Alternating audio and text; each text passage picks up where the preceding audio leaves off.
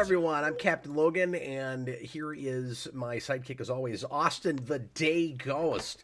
And we are finally back from winter hiatus. I hope everybody had a great holiday, great Christmas, great New Year's, and naturally, we are opening the year in the middle of a stream series because we didn't get this finished at the end of last year, but it is time for part 4 of our least favorite superhero movies of all time. And Austin, we've got 20 of these left, so we're going to do one more tonight and one more on Friday, and then we'll be back to our regular schedule again next week on the channel. So this week, just these 2 streams is the plan. There could be some other random impromptu thing, but at the moment, this is what we're planning. So still kind of light on content, but we'll be back to normal next week. Good to see everybody. Thanks for being here. And Austin, Happy New Year, everybody. how was your break, man? That was really good. I had a good holiday. Me too. I bought too much. I've got so much in the way of comics to show off on the comic show next week. I think you do too. I'm thinking about making next week just new acquisitions and nothing else, because I probably have a whole short box full. So I bought a bunch of movies, and I was like, okay, like that's it. I'm done. I'm not buying anymore. 3 days later, I bought the Ninja Turtles box set. I bought both Conan movies and Reanimator. So, oh Lord, yeah. Was Reanimator like a cool boutique release? Is that an Arrow? They were all 4K. set? It wasn't Arrow. It was a different one. But it had the extended cut, which I'd never seen before, and that was really cool to see. Yeah, awesome. Did you watch it? Yes, I watched it 2 nights ago, and there's some crazy stuff that adds. I kind of feel like that the extended cut is the definitive version of that movie. Oh, cool. Yeah, there's some weird stuff that they add. I didn't know that there was footage left that people hadn't seen. I had no idea. I didn't know that until I did a commentary on it on John's channel, and Robert just casually dropped that, and I was like, oh, I had no idea there was it's called the Integral Cut, and I had no idea that existed. That's a neat name. Nobody's ever used that before. Integral. No. They're trying to give you FOMO if you've not seen that one. They're like, yeah, exactly. We're gonna guilt trip you. It's integral. Like you've not even. It's like watching Avatar not in 3D. Like you've not seen this at all. No, if you don't see the integral cut. I implore people who are big fans of Reanimator that don't know anything about the Integral Cut, because you will watch it and there are scenes in that movie that are completely recontextualized by the director's cut, where it's like, oh, wait, this is what was happening? Oh, interesting. It's crazy. So is anything... there's a whole... Is anything added that's weird in the sense that it's a lot more disturbing than some of the things in that movie? The main villain of that movie has hypnotism powers, and that's not in the theatrical cut at all. That's why it's integral. Exactly. But then when you watch it and then you go back to the theatrical cut, you're like, wait a minute, he's hypnotizing this person. And I never would have caught that because that's just like, why would you just assume that? And that's weird because I've not seen that movie more than once because that was a tough one for me to get through. Like I appreciated a lot of things about that because I love Jeffrey Combs and it is a like really well made, well shot, neat looking movie. That is not my thing, but. I don't remember Reanimator. We'll get to this list here in a second. I don't remember Reanimator feeling unfinished. No, no, it kind of feels to me like the Lord of the Rings extended cuts, which is exactly what I said to Robert. Where I feel like even now, like if I was just introducing somebody to Reanimator, I probably would still go back to the theatrical, but like. As a big fan of that movie, the extended cut is very interesting to watch, and is probably one that I would go back to a ton. But I agreed with Robert where the theatrical cut probably is just tighter pacing. You know what? Just a better movie overall. You know what it sounds like? Now that I've What's seen that? this, thanks to you, it sounds exactly like Little Shop of Horrors. Yeah, I mean possibly. I The mean, way- it doesn't have the same like the way you're ending is describing completely it. different, Sure, but but it does have that like which cut is the right one to show people. Like I see what you're saying. you see what I'm Yeah. saying? Where like the director's Yeah. cut is probably the better version, but you can see why the original was still popular and worked out, and it might be the one to show certain people. Like I can see why it would be a coin toss. So that's interesting. Yeah, because that's one I have no idea how to show people. Like even when we did the Mania, I was like, nah, I don't know, whichever one you can find. I'm gonna start referring to the director's cut of Little Shop of Horrors as the integral cut. Right? I'm gonna start calling it that. Okay, let's That's get. also Yeah, sorry. Sorry. No, You're no, we good. can. I was about to go on like a whole other tangent. We can get into the list. Yeah, because nobody is gonna care about the first 10 minutes of this. We gotta get back to Austin and I haven't seen each other in 2 weeks. We're Exactly, catching up on exactly. stream. We are professionals. Okay, we're gonna get to the penultimate bottom 10 set here. We're starting with number 20. My 21 was X-Men Origins Wolverine, and what was yours? Just to remind everybody. It was Dark Phoenix. Oh yes, yeah. We had all conversation about how I just can't be bothered enough to think about that movie to care enough to put it on the list. And it's hard. I should say this too because I didn't say this before. It's hard for me to include a movie that has a bat phone that the president uses to call up the X-Men. To specifically be like X-Men, there is a flame bird, or I guess that's not what he's calling them about. I think it's just like there are astronauts lost in space. You need to go get them. Go space X-Men. The fans have been Yeah. wanting to see this for 20 years. Go to space. And they go there. Why They're are in we space. called the X-Men? There's more than just men on this team. Professor X, you Oh. crippled boy. Let's. Yeah, I'm glad we're opening the year with more pain. That's good. Misery, misery, misery. That's what we've chosen. That's what we've chosen. Austin, give us your because you're starting these, right? Or was Yeah, I think we flipped with this one because normally it's you go first and then me, but I think we flipped on I this think one. we So I've flipped been on going this one. first. Yeah. Yeah.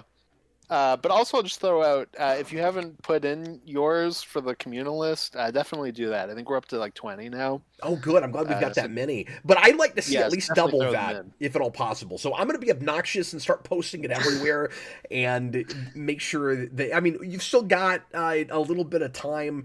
And if we don't get enough by the end of the week, Austin, we can keep bringing it up on every show for like a week or two and be irritating about it. And then once we put in a cutoff date, we'll have you go through the list like we've done before, make the PowerPoint, and then come back in a couple weeks after that and reveal the list to me and the rest of the audience. But I'm glad we've got enough to work with now. And you and I always still include our lists in it, and I've not submitted mine yet. I haven't not had either. No. I haven't had Jason do it. I'll see if Sarah's interested. She's done these before too, so I can get some of my people Yeah, and I'll bolster it up a definitely little say bit. too, uh, we'll also need more, and this is not on anybody. Like, I'm not criticizing people. 100% put what you can. I think the top, or like the 50 worst, is harder for people. So there are less people that go all the way to 50. Oh, Which, so there's nothing wrong with that. If you can't hit 50, don't hit 50. Just put whatever you have. But there is less of that than there was with the top 100, and I imagine it's harder to name worse movies, especially like you might avoid them or whatever. are you So, thinking we maybe should have done what we did with the 100 and asked for 25? no, I think we can still get a 50. I doubt I'll be able to make a 100, I but think it would be really well, and I don't want to do a 100 since we didn't do a 100. true, yeah, But no, fair enough. I mean, it's fun to have runners up and stuff. It would be really Yeah. amusing though if we didn't get enough entries where most people only put in like 20 or 25 or less, and then our stream title is like your 34 least favorite superhero movies. Yeah, exactly. Like, I'm all right with that. That'd be good. It'll be like number 50 with 10 votes or 10 points. Or Daniver whatever. says he has some obscure stuff on his list.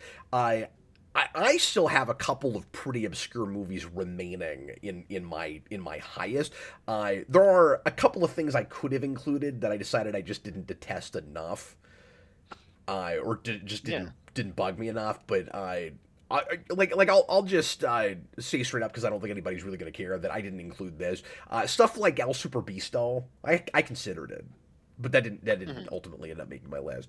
And like 5 people watching the channel have ever seen that, which is not the reason I didn't include it, because there is, I will say, at least one in my top 10 or 15 I forget that hardly anybody has seen. There's one in my top 10 that it's definitely one that people have seen, but I can safely say is one we've never talked about on camera. Oh, cool. Yeah. Well, that's Which exciting. is rare for us. So Let's find out what Austin's 20 is. 12 minutes in, we're finally getting to the list again. Here we go. my 20 is one we've talked about extensively. It's Wonder Woman 1984. And it already came up on my list. Mine was 41, so you dislike that movie even quite a bit more than I do. Yes, no, I really, really just like that movie. I mean, I really just like both. Right. It might have dropped more just after having done DCU Mania, just having to go back to it. Yep. And being like, this is... It was a chore to talk over. And just, it's so long. I mean, that's the big thing with that. Yeah, I probably said this then, but I feel like it's a movie that is, a filler episode of a TV show, but also you have stuff like Cheetah is like a Bond henchman who gets like a 40-minute subplot where it's like, if that's the role you were going to give to Cheetah, like you don't need this gigantic overstuffed like subplot stuff. Like, it's so just overpacked and not packed at all at the same time. Yeah, it's And Cheetah really also looks awkward. horrible. Yeah. In a way, the approach would lead you to believe that, like somebody there, writer, director, like especially director, thought that the material they had was a lot more serious and poignant than it was. But then the attitude of the movie isn't that at all until maybe some of the stuff in the last 20 minutes. And it's just got baffling choices. Like, I don't know why you would make Maxwell Lord the main villain of a Wonder Woman movie. Yeah. The only reason you would think to do that is because she snapped his neck in the comics, which was a thing people hated. So, like, why was that the choice? Like, why is Maxwell Lord the main villain and Cheetah, like, Wonder Woman's main villain, again, is like Jaws?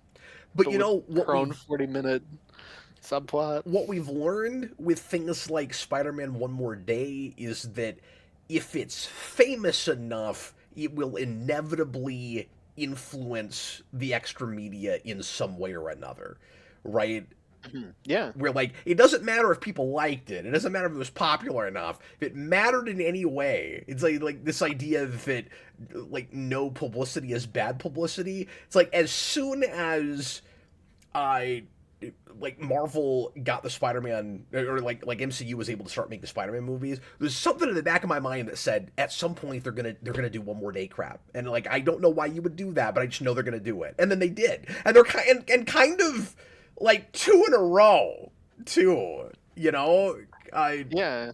and so just with that, the thing you said about Maxwell Lord, like that's weird. I don't understand it, but I Well, guess that's what we do. Is if it's that's big at a enough. point now. That's at a point now where there are comic readers that's the Maxwell Lord they know, so that when Yeah. we then got a non-villain Maxwell Lord casting for the DCU, people were like, "Oh, weird! Like, you know, why is that what we're doing with Maxwell Lord?" And it's like, well, because we're going back to the Maxwell Lord before that retcon that people hated at the time. Well, when they heard that casting, they were like, "Oh, nepotism! Like Gunn is picking his brother for a major DC character," and like they only thought he was major because he was a villain of the only other Wonder Woman movie. Mhm. Yeah, no, and that's true too. Like I was more so thinking just how we put him as like the head of that proto Justice League.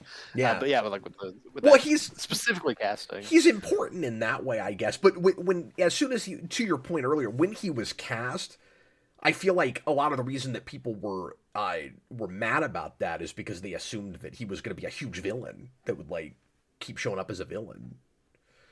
See, I think we knew pretty quickly he wasn't going to be, because I think we knew about like the Lord Tech thing before we knew who was playing Maxwell Lord. I didn't, and so I can't be the only Fair one. enough, Like yeah. the only thing fair I enough. heard was Maxwell Lord and Gunn's brother, and Mhm. that was the headline for a lot of people. Yeah, no, This fair is enough. not that important for this discussion. Yeah, But no, but but Pedro anyway, Pascal as Maxwell Lord is awful. is The it best thing that movie. is it Sorry, go sorry, ahead. let me ask you this though. Is it better or worse than him as Mr. Fantastic, given that you put that Fantastic Four movie also on your bottom 50? So I will say his Mr. Fantastic is better because I never once see him as Mr. Fantastic, but I don't think he's giving a bad performance. I think he's giving a straight up bad performance in Wonder Woman 84. Yeah, that voice is strange. You just weird choices with it. Yeah. I agree with you, So by the way, with Mr. Fantastic. I didn't like that casting choice in the yeah, first place. I felt vindicated about that. I felt like he did his best with it. I just didn't think he was cast properly. I just didn't no, think I mean he he's was a the right professional guy for it. actor. Like Yeah, he he came does in. what he's there to show up for. He did the It's just, work. I never once buy that he's Mr. Fantastic, but Yeah, he's giving a fine enough you performance. can't Just fault as him is. for he did his job. You can't fault him for taking the money, but that's not who No, they I should have just think he's cast. miscast. Yeah, Yeah, like no, it's one of those where like miscast. I don't think you're a bad actor. You're not who I would cast. But anyways, and the only thing that it gave us that was really good was just the Maxwell Lord wears the stone, which is one where's of the Gal Gadot, stone? which is one of Gal Gadot's best line deliveries. Push the X adapting bad stuff theoretically leads to looking better by comparison. Well, that's fair. That's true. Yeah, like I'll concede that point in that I don't like Civil War in the comics, but that's a good idea just handled poorly there and done well in movies. One More Day is straight up not a good idea. I mean, I've always said you can make anything work, but like the whole concept of that is just we've got to come up with some kind of excuse to like white people's memories of something. Like it conceptually only exists as a retcon. Do you see what I'm saying? Yeah, yeah, absolutely. So, and I don't know anything about the Maxwell Lord comic thing because I don't know that I've read that. That's how I think it's like Countdown to Infinite Crisis. I always get Infinite and Identity Crisis mixed up with that. So it's one of them. Okay. And I think it's the Countdown to Infinite Crisis where that happens. Yeah, I've never read that. I've read that event, but Yeah. it's been forever, and I didn't. And I thought Identity Crisis was just a standalone thing that didn't have anything around it. It probably is. It's just because I'm more of a Marvel guy. There's just like certain things like that where I get things like mixed up in my head with DC. even though if you were like super like knowledgeable about DC, you wouldn't have that. It's just, growing up, I read more Marvel than DC, so like I haven't read Infinite or Identity Crisis. So there's things about both that I know, but I can never remember which is which. It's because they both have Crisis in the title. Now, I had that for a long time until I finally read Identity Crisis, Yeah. which is a good book. I recommend that. I don't know if you've read it, but No, I'm reading the original Crisis right now. My plan is to do that and then Infinite Crisis and then 52 at some point. Because those are big things I've never read. Yeah, and like Identity Crisis isn't really a proper crisis. Mm-hmm. Like, it's actually what that book sounds like. It's not really a, like, if memory serves, it's not really a multiversal reset or anything like a crisis usually is. It's more of a whodunit mystery. It's like Heroes in Crisis. Those can now be the two crises that, aren't crises. Except one of them's not boring and makes people angry. I don't know. I've anyway. heard people get angry about Identity Crisis. Okay, you're right. No, that's true. Some people did get angry about that, but I read it years later and I thought it was fine. My number 20.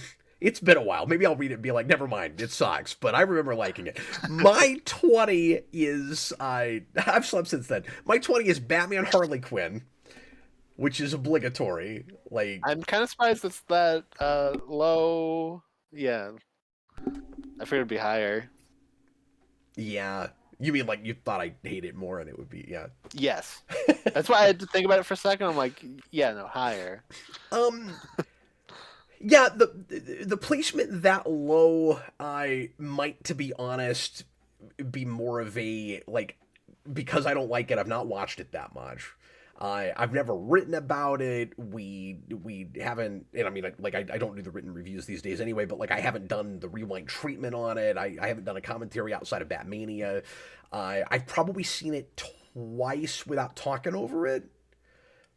And so, like most people, I thought that was a painful experience, and I hated that voice, and I hated that script, and it was really self-indulgent on Bruce Timm's part in a kind of, like, over-sexualized, almost fetishy kind of thing, and it was just uncomfortable to watch.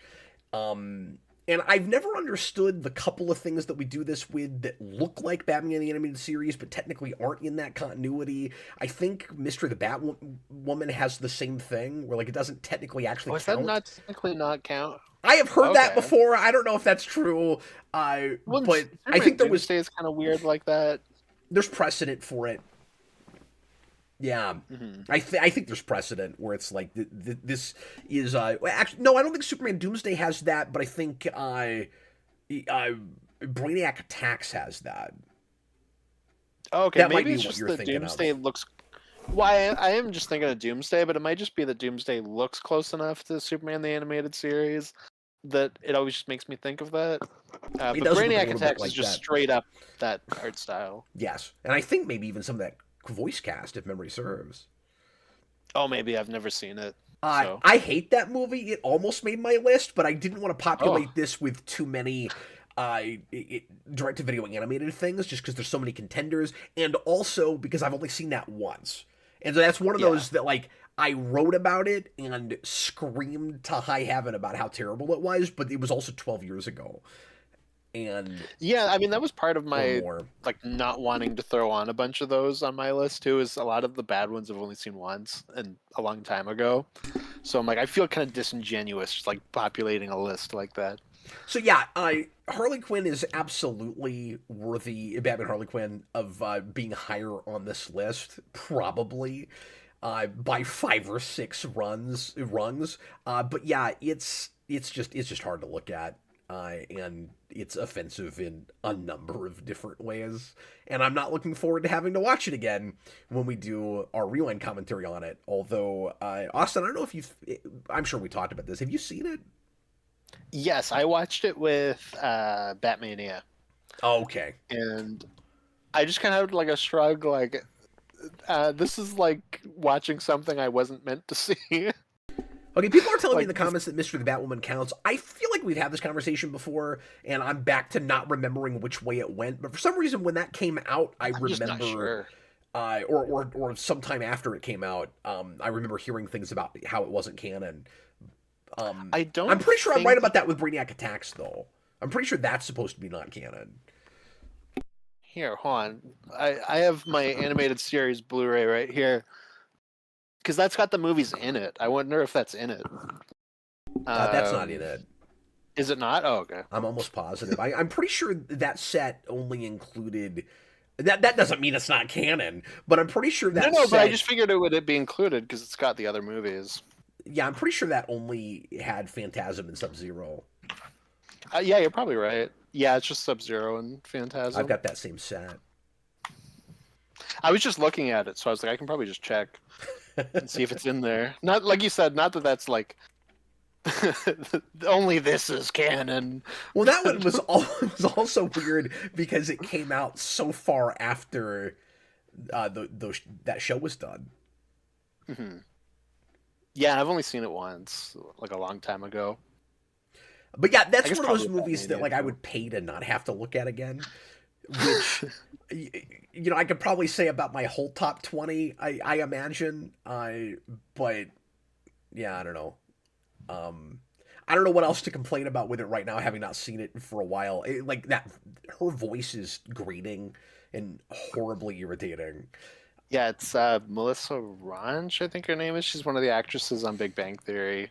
I Oh, remember at the okay. time being like, "Oh, that's wonky." I, But I mean, I also don't really like most of the Harleys. But I just think it is funny though that we've now had two of the main women on Big Bang Theory play Harley. I didn't know that. Her there, and the main woman on Big Bang Theory is the Harley Quinn TV show, Harley. Interesting. Well, in some ways, and this might be the angle that I'll come at it when we do the rewind commentary on it. In some ways, that feels like kind of a prototype for that show, because and like I that show was kind of a guilty pleasure for me. I quit watching it after a couple seasons. Did I watch any of season Yeah, two even? Maybe I just watched the first. I forget. I'm not sure. But I found some of that funny. It's not what I want or anything. I but like I appreciated like what Tudyk was doing in that show. Like there's some fun stuff in it. But it does read like straight parody with a thing that is again in the same art style with those voices and made by the same people that made that show, and that's just very strange. Hmm. Yeah, no, it is very weird. But I don't know. Like I said, it feels like something I'm not supposed to see. Like that's why I have a Yeah, hard time getting mad about it. Like it feels like when you see one of those like pervy Bruce Timm drawings, like that he did at like a con or something.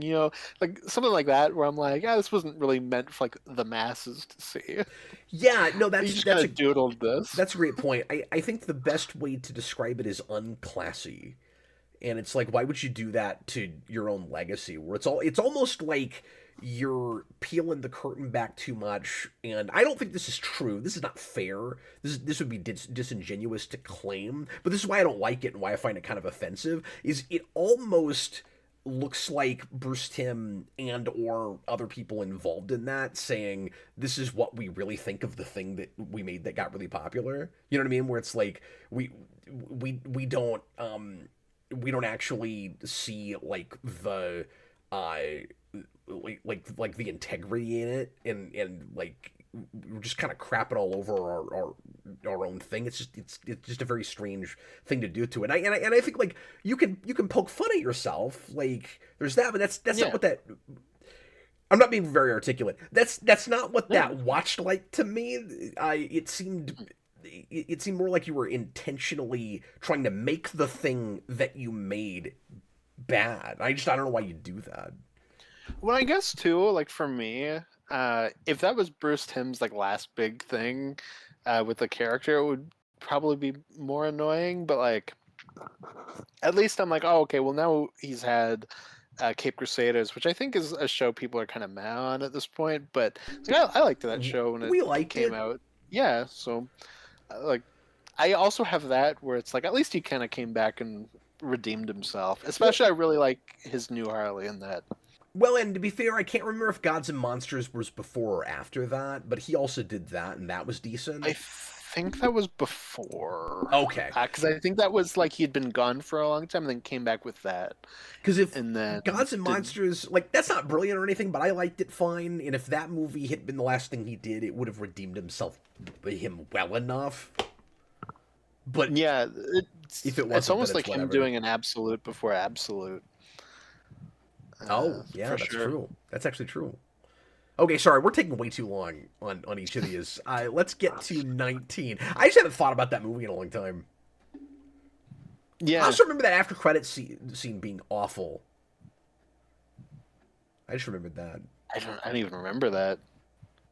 Yeah, she's like on a TV show, and yeah, it's bad. Anyway, what is your 19? My 19 is rough because it's a movie that you have extensively written about very positively and like brought a lot of thematic meaning to, Oh, and found just like a lot of quality in it, but just personally I can't see it when I watch it and just have a hard time watching this movie. My number 19 is superhero movie, which is I should have known that pretty was what you were bad. doing. I should have been able to tell in that because I was I was pretty trying sure. really hard not to give it too hard, like throw it out too hard. But... Austin, you made my day with that. I really enjoyed that. Oh, thank you. No, I was pretty sure we were past the like fighting words kind of entries. You know, we're past our Batman Yeah. Forevers and our Powerpuff Girls. Well, I had to word it differently because it's not like you reviewed it well because you gave it a bad score at the end. So I'm like, okay, you found a lot of good things in it to talk about.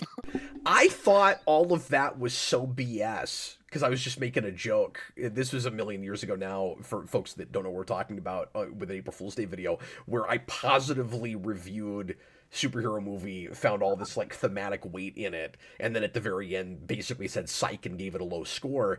And a lot of the comments were like, "Oh, you're right. There's actually some like interesting meat in this," and I'm like, "Dude, this is how I got through college." Like, It fooled me. I mean, I was, like, I can't remember exactly when that video comes out. I'm maybe like 14, 15, but I was definitely like, oh, whoa, like, Cap found all this like stuff in superhero movie, and I also hadn't seen it, so it was like, oh wait a sure. minute, is this movie like smarter than I've always given it credit for? Like, that's crazy. I finally watched it a couple years ago, so on Discord, John, our buddy Noah, and I were going through just kind of all those bad parody films, and boy howdy is superhero movie one of the worst ones. It is so dull. It is so boring. It's rough. I think we did that. It was maybe even the same night. I think we did like that epic movie, disaster movie, and maybe like Meet the Spartans. Superhero movie was easily the worst one. If It was that so rough. if that didn't end bad movie watch parties for all time, nothing will. I don't know how in the world you got through all four of those. That's insane. Well, epic movie and disaster movie, I think we've watched more than once. Because those are kind of fun to watch party. I'm not gonna lie, but superhero movie is not fun to watch party. It is a hard movie to sit through. I've never seen Epic Movie. I've always heard that's the worst of those. So, like, I don't know, maybe, but there's like stuff that like I can laugh about in epic movie, but not laugh with it. Like, I don't know. I have an easier time getting through that movie than I do some of the other ones. Same with disaster movie, but superhero movie doesn't have any of that. And like even Leslie Nielsen, and I love Leslie Nielsen. Even in bad movies, I think he can sometimes kind of shine. Even there, he's not given anything to work with. There's like No. maybe a line that's like kind of amusing, but No, it's that's not far off from like a Spy Hard where you're like, yeah. oh man. That's what I was gonna say. That's one of those that starts in which I saw in the theater. Spy Hard. That's one of those that begins and ends with. Well, there's a genre that's kind of popular right now that I guess we better parody, and like that's the concept. That's all they had. And so they go beat for Yeah. beat through Spider-Man and then shove in a few other things, and there's nothing especially like creative or clever in it, and it's a lot of bathroom humor and Well, yeah, that and kind of with stuff. superhero movies specifically, I think it's really hurt by just being Spider-Man. If they had found ways to like parody other superhero movies, just the genre in general, because there's some more parody kind of superhero movie things that we like. Uh, they could maybe have found a way, but it really does just feel like, remember the scene in Spider-Man? Well, now instead of bleeding out of the arm that Norman hears, he's peeing. Isn't that hilarious? Well, and that's another one of those you can make anything work kind of things to me, Austin, Yeah. because, like, it's a, I don't know, it's a structure problem and it's a lack of creativity problem, right? So Yeah. you could do a beat for beat, really creative parody of a singular movie, and like I'm pretty sure the original Scary Movie was supposed to just be Scream with some other stuff thrown in. So like it's the same formula, just not handled as well. Like I think Yeah. you have to sprinkle more in more often, and you have to maybe let it go its own way more, like as it goes. Because I don't know, like there is a Weird Al case to make for scene to scene parody. Sure, yeah. No, I mean, you could have. I just think, especially with superhero, and right then when it was really popping off, Yeah. it was probably better to try to do something a little broader, maybe make fun of just the tropes more than just like scene for scene making fun of it. But yeah, like you probably could have made that work, or at the least like try to include stuff from other things. I The don't problem know. is I think your standards are too high. Like with them, Yeah. because the only reason that gets made is because the Scary Movie was popular, so they're trying to milk every other genre. So you can't expect them Yeah. to not use the same formula. So at that point, they have to do that formula better. Yeah, but like Scary Movie 3, which I think is the best of the scary movies, at least has a funny Leslie Nielsen where I'm like, this movie's not great, but he's funny in it. And casting Leslie Nielsen as Uncle Ben is a funny idea. Yeah, I sure. like that on paper. And you had at It that also point plenty gave us to Drake work Bell with. Spider-Man before Drake Bell Spider-Man. Yeah, which is insane. When, Yeah. when he was cast in that cartoon show, my mind was blown in a way it has rarely been blown. It was like, wait, you went to the crappy parody Spider-Man from one of the worst superhero movies ever made? Like, what are they're you making doing? a crappy parody Spider-Man show that's one of the worst Spider-Man shows ever made. So it makes sense when you think about it. What year did that come out? The show, I think 20. No. Sorry, that movie. Oh, superhero movie? I think 2007. See, I was gonna say 2008.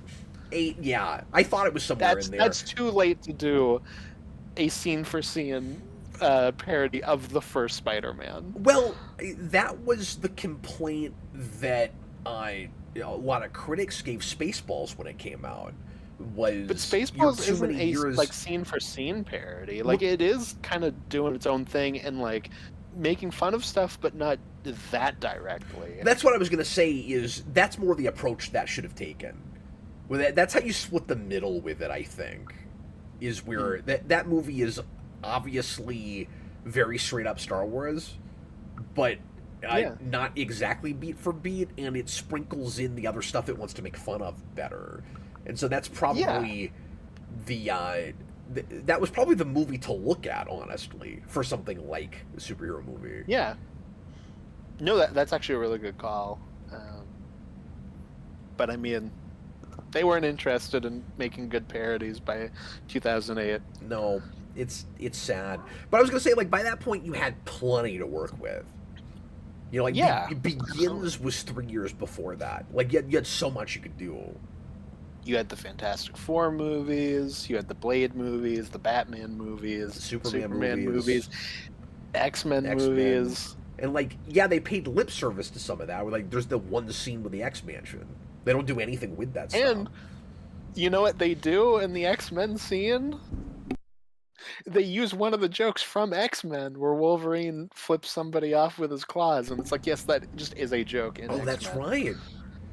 Because those movies do that a lot, where it's like, we did the joke from the thing we're parodying, and it's like, okay. And then you go, did you watch the movie, or are you that out of ideas that you have to steal a joke from the thing that you're parodying? Oh, okay. Well, and It's funnier because he looks like he is from a porn version.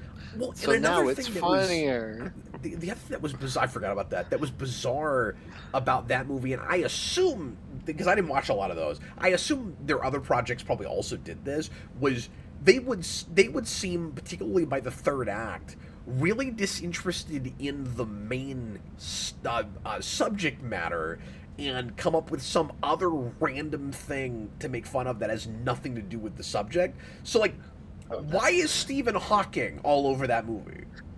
What is with the Stephen Hawking gag? They get to a point as well where they stop parodying full movies and start parodying trailers in the middle of their movies. Yeah, no, I know. I know They about start that. doing that stuff a lot. So, I don't know. Well, that's pretty lame. We're Yeah. like, we're supposed to be making this thing about superhero movies, but then here's Stephen Hawking. Isn't that funny? Stephen Hawking's always funny. Anyway. See, that's how you parody just other stuff. You do the toilet scene from The Spirit, except he goes to hit him with Stephen Hawking, and then he's like, Stephen Hawking is It's always funny. I think that's a great name for a film, actually. There you go. Stephen Hawking is always funny. That's a great name for a movie. Yeah. Austin, let's go a little more lickety split, shall we? My 19. This feels low as I'm looking at it. I'm actually really. Oh. I actually don't agree with myself. I don't know why I put this as low as I did. You should be closer to 1 or closer to okay. This should be higher. Because I am known for how much I hate this movie. I think it's one of those the ratio issues where I could not decide, like, quality versus how annoyed I am with the thing. So I think this is technically not as bad as a lot of the things above it, but I'm more mad about it. And so I struggled with placement with that. My 19 is X-Men Apocalypse, but I feel like it should be like 12 or 13 or higher. Like, not what I thought you were gonna say. Okay, I thought you were gonna say Birds of Prey. I was like, that is low for that. that would be pretty low for Birds of Prey. But I've talked ad nauseum about why I hate Apocalypse, and you've already brought it up, so we don't have to talk too much about it right now. But yeah, exactly. No, it's not a good movie. Obviously, it was going to be a lot higher for me than you, just because as I've talked about a lot before, I had a lot of high hopes for that movie coming out of Days of Future Past, and it didn't deliver on any of the cool stuff that Days of Future Past promised with it, and it even felt retconny when it came to the stupid Wolverine cameo, where you get to the end of Days of Future Past, and clearly Mystique has taken Wolverine, and there's going to be something else that would replace Weapon X. And nope, it's just Weapon X. And so I don't know what the end of that movie was about now, but psych, forget that. She was just on the boat, and then she got off the boat and left, and then Now's it. William Stryker walked in, and he was like, "Hey guys." What a stupid, you found this person. Cool. What a stupid way to tease us. But like we went through all the irritating, like unfortunate dumb things with that movie. That four horsemen do nothing but stand around the whole time. You got all the constant yapping platitudes with Apocalypse that never culminate in anything that aren't all that interesting. You have the new X-Men cast, some of which, like Storm, really well cast, and then we don't do anything with them. Or after that, when we get to Dark Phoenix, you got to have a stupid prequel explanation for Xavier losing his hair. I remember really hating the stuff with and thinking that it watched really contrived. The stuff with Magneto and his family that he loses. I remember hating that whole thing. Mm-hmm.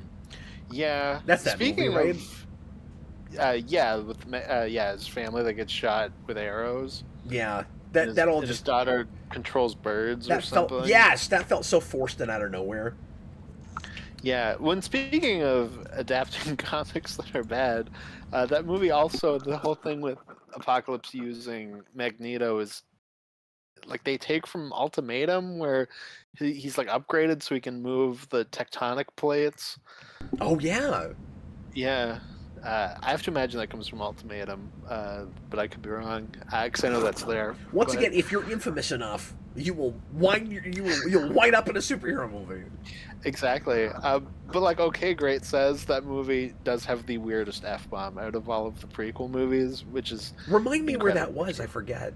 So Magneto's family dies, and he's like, "Oh, I'm so mad. My family's dead." So then he goes to Auschwitz and he destroys all of it, and it's like this big, like, impassionately, he's destroying this concentration camp that he was in when he was a kid.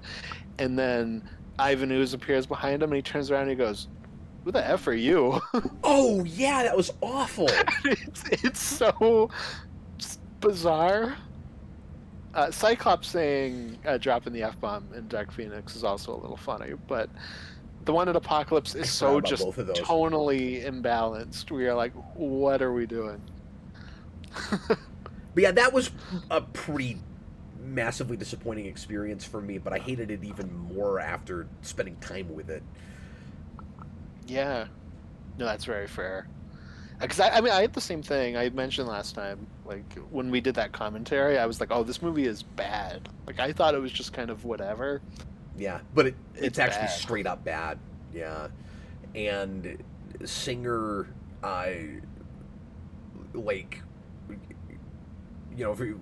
forget all the awful things we know about Singer. It's the worst thing he's ever done. I had a lot of respect for him initially, the way he came back with Days of Future Past, and then just all of that goodwill goes away 2 years later. The way he rushed this, and the kind of pretentious way he talked about it. I was so much in, like, this isn't fair, but I disliked the movie even a lot more after listening to him talk about it with his commentary. That is the worst director's commentary I've ever sat through. Just some of the insane pretentious nonsense that he brings up in that. But it's also just really interesting historically because you can hear him losing his mind in real time. Like, as it's also like partly ghost directed. As I was gonna say, as he's going into making the Queen biopic, where he just completely fell apart, and that had to be mostly made by somebody else. And I think in retrospect, like, it's crazy to me that he even got to make Apocalypse, because much less that Queen movie. Yeah, no, that's even worse. But the allegation stuff like really popped off hard again at that point when we like knew more about it. When Days of Future Past came out, like, it's crazy to me that he even got to make Apocalypse. Well, I didn't know any of this at the time, but he was notoriously unreliable and hard to work with going all the way back. It's crazy he got work after his first couple of movies. Mm-hmm. It's baffling. It's like, was Unusual Suspects just that big of a hit that he kept being handed things when you couldn't trust that he would even show up to work? That's crazy. Yeah, I mean, I guess that just those X-Men movies did really well, so they were like, "Gotta do it. You gotta put up with it." But like, I'm not even sure how he got X-Men in the first place. Well, I mean, I could see that, like, because Usual Suspects, is that also Fox?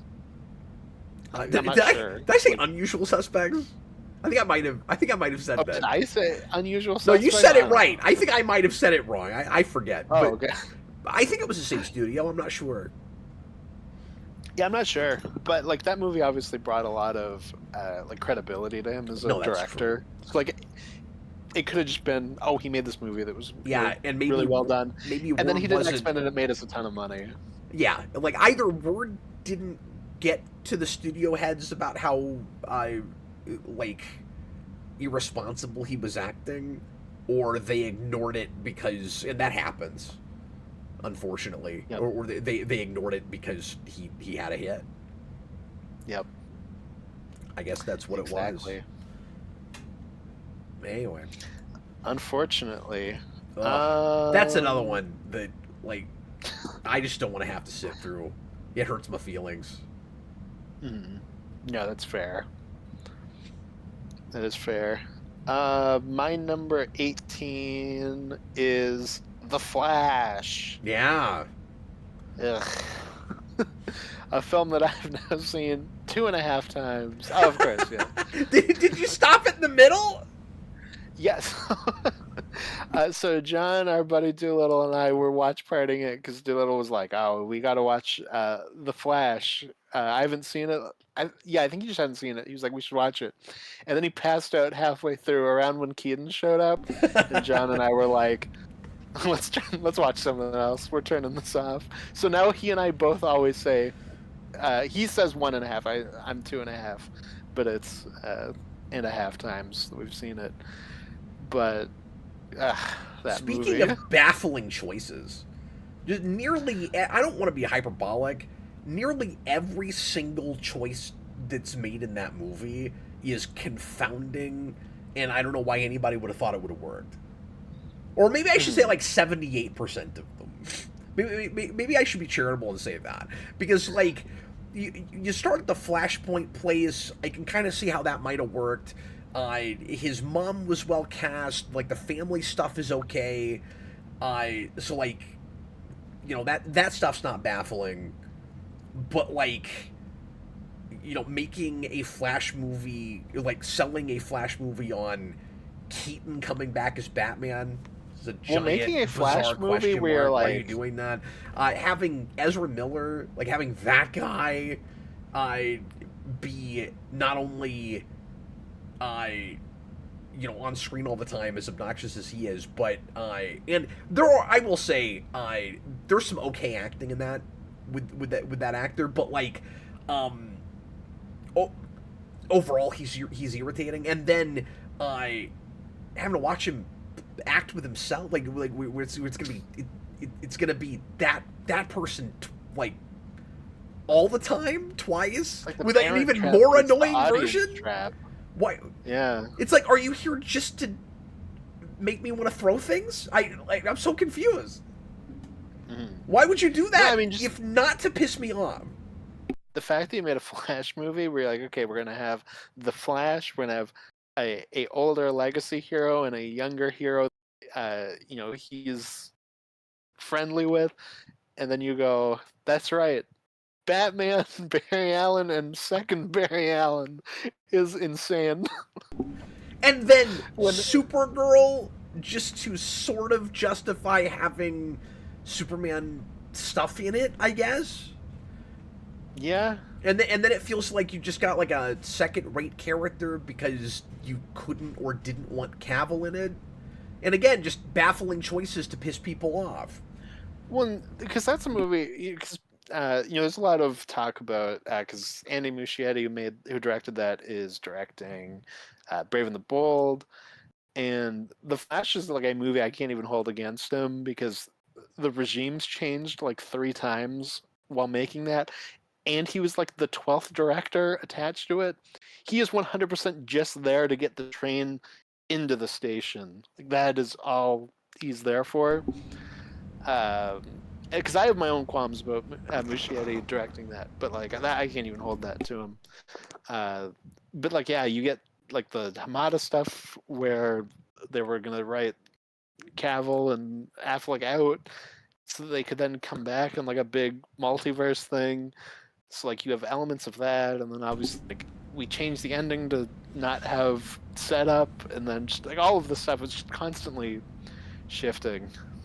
No, it's such a bizarre hodgepodge, and it feels like a thing that like should not have come out.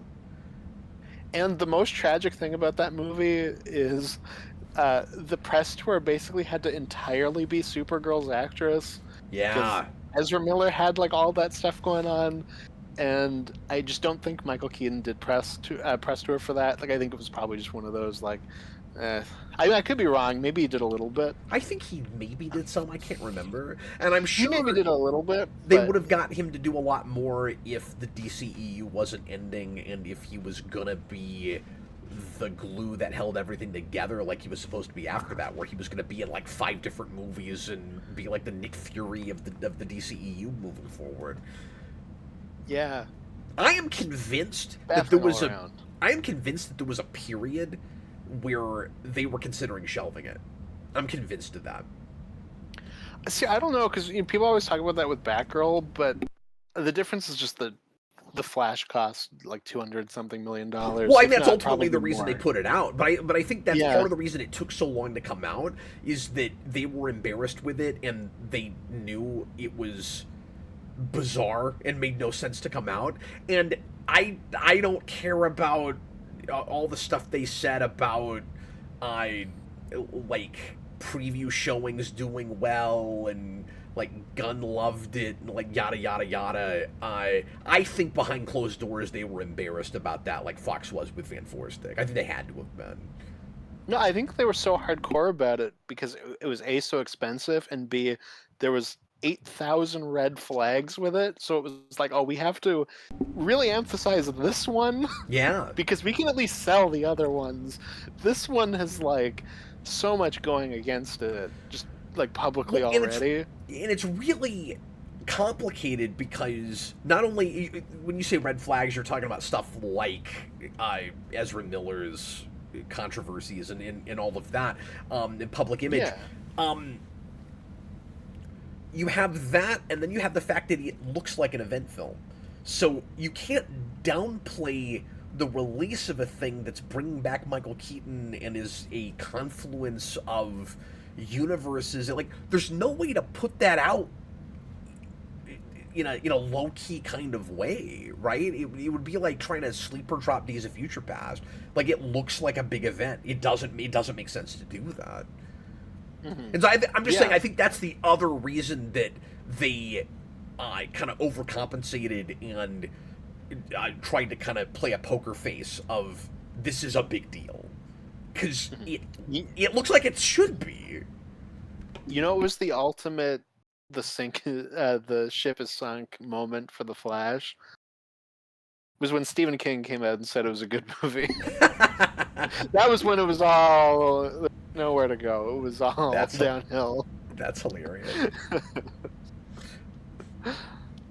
But what is your number 18? My 18. This is appropriate, and I didn't say what I just said because of this. I wasn't even looking at my list. I forgot what was next. My 18 is Fan Forstic.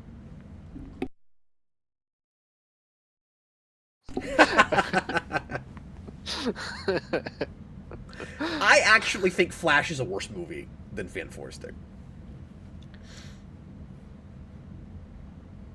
Yeah, I don't know. It took me like 6 viewings before I could even sit through Fan Forstic.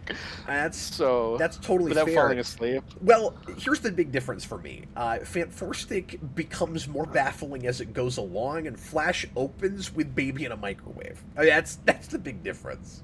That's inherently why The Flash is a better movie.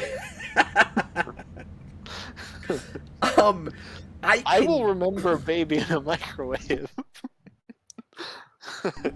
I have some respect for Trank's original vision with that, or what I can imagine that would have been, and the Flash from the start.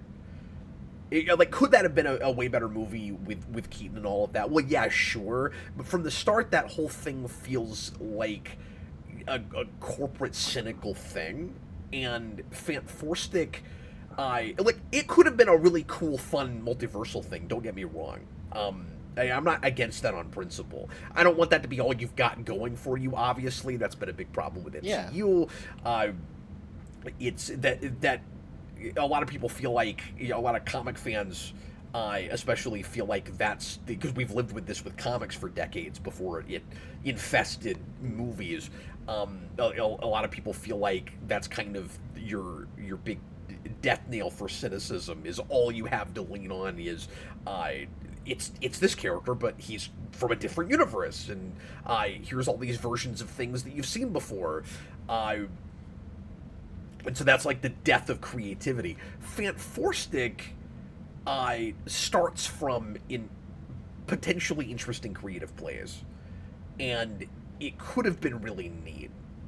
And I most of that cast okay. I like some of the look of it. I like the setup fine. There's obviously baffling writing in it. It's obviously compromised in a similar way to The Flash, where it's ultimately cobbled together and there's not a whole movie there. It's even more structurally baffling than The Flash is. Like with The Flash, it's not even really a structural thing so much as just like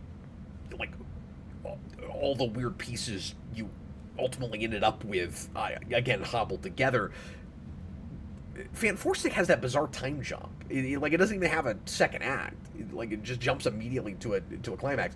And it's missing a ton of stuff like in that period too, like that was even in the trailers. Yeah, and it's like so obviously reshot. Somehow The Flash, even though I think that's a worse movie, feels like somehow they managed to make that feel like a more complete thing.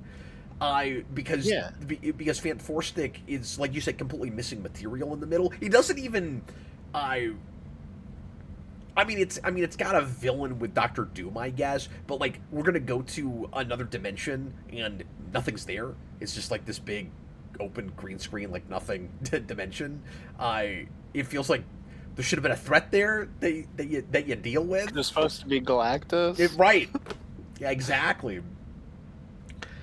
Yeah, well, I think that's why Fantastic is the worst of the two, if we're comparing them, for me. Is just that I think Fantastic is an awful movie that then gets like hijacked into like corporate finishing it. Just, I don't know, just throw stuff in there and get it done. Reshoot this to hell. But like, I think everything before that and what it was going to be awful anyways. Okay. I'm not convinced of that. So for you, it's almost a Justice League situation where like you didn't like because I mean a lot of people like the Snyder cut, okay, especially compared to the Whedon cut, but you don't have that. So for you, it's like, well, then we get the Snyder cut, and like that confirmed for you it wasn't a good movie in the first place. Yeah, like I think most of the choices just by Trank, and I don't like Trank as a director like at all. Like I've seen all of his movies, I don't like any of them. And that's the difference between me and you. Is I'm a big fan of Chronicle. You like Chronicle, yeah. But like, there's nothing in that anything before that where it's just Trank's vision that I think works either. And that's actually where I have some of the most baffling stuff, like the Thing's catchphrase coming from his brother abusing him, like stuff like that. Yeah. Where I'm like, why is that the choice we made? I don't know. So do you see some of that as just kind of edgelordy or trying too hard to make it like more adult and dark? And I think they just went, hey, the Chronicle guy made a movie that did well. Make Chronicle, but call it Fantastic Four. And it's like, these two things are not compatible. These do not work together. And a lot of things he was attached to or did spec scripts for, to be fair, kind of felt like, when you would hear about them, it's this thing, but it's Chronicle. You know, like he did a treatment for Power Rangers, but it's Chronicle. Then you look at 2017, and it's got a lot of Chronicle in it. Because that movie was like 4 different scripts that different people had tried with that property that they just sandwiched together, and I think about 60% of it was probably Trank.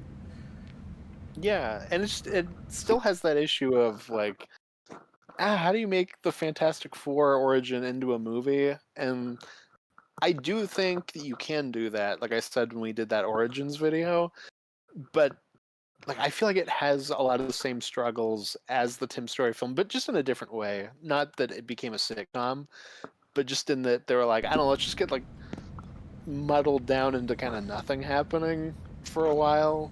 And then, I don't know, Dr. Doom has to do something, I guess.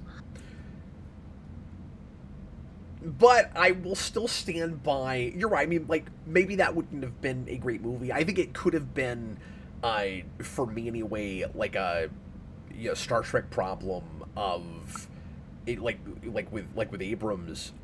It's an okay movie, but it's not what you would have wanted for that property exactly. I don't know. If it felt like just Chronicle again, like you wouldn't want that.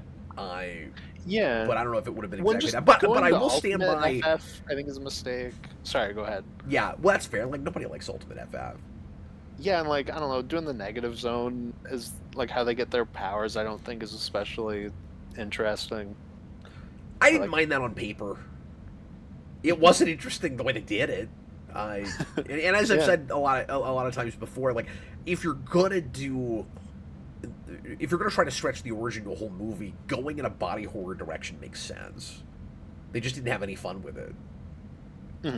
But yeah, I will stand by. At least it was a creator's vision, as opposed to a like weird corporate puzzle trying to figure out like how audiences would actually go see. I think it ultimately turned into that corporate puzzle, but I think it started from a creator that wanted to do it a certain way, and they started off letting him do that, and then they didn't trust it. And it sounds like he was part of the problem with that, but like at some point they went, oh wait, this isn't gonna work, and so they got their mitts in it. But and wait, sorry, your last film was Apocalypse, right? Yeah. That is kind of funny that they lined up exactly like this, where these two films back to back are directors who go off the rails while these are being made, and then Simon Kinberg has to come in and finish the job. Oh, that's true. It's Kinberg. That's really funny. Yeah, it just hit me like, wait a minute. As we've said a lot of times with these lists, though, at some point it becomes a pretty arbitrary exercise. It's like these are all really bad movies, so it's like which one's worse than the other. I'm just justifying. That's why I hesitated. I'm just justifying putting Flash above Fan Four Stick because I think it's interesting that you and I did that differently. Yeah, that you've got it higher and I've got it lower. Yeah, I would say there are things I like in the Flash. To some degree, like I like the mom. There's nothing in Fan Four Stick I like. I also really hate the costume design in that movie. Yeah, I hate Reed's stupid. He's got like straps on his suit where it's like one here and then two there, so it makes an F. Oh, that's true. That is dumb. I forgot about that. It's so bad.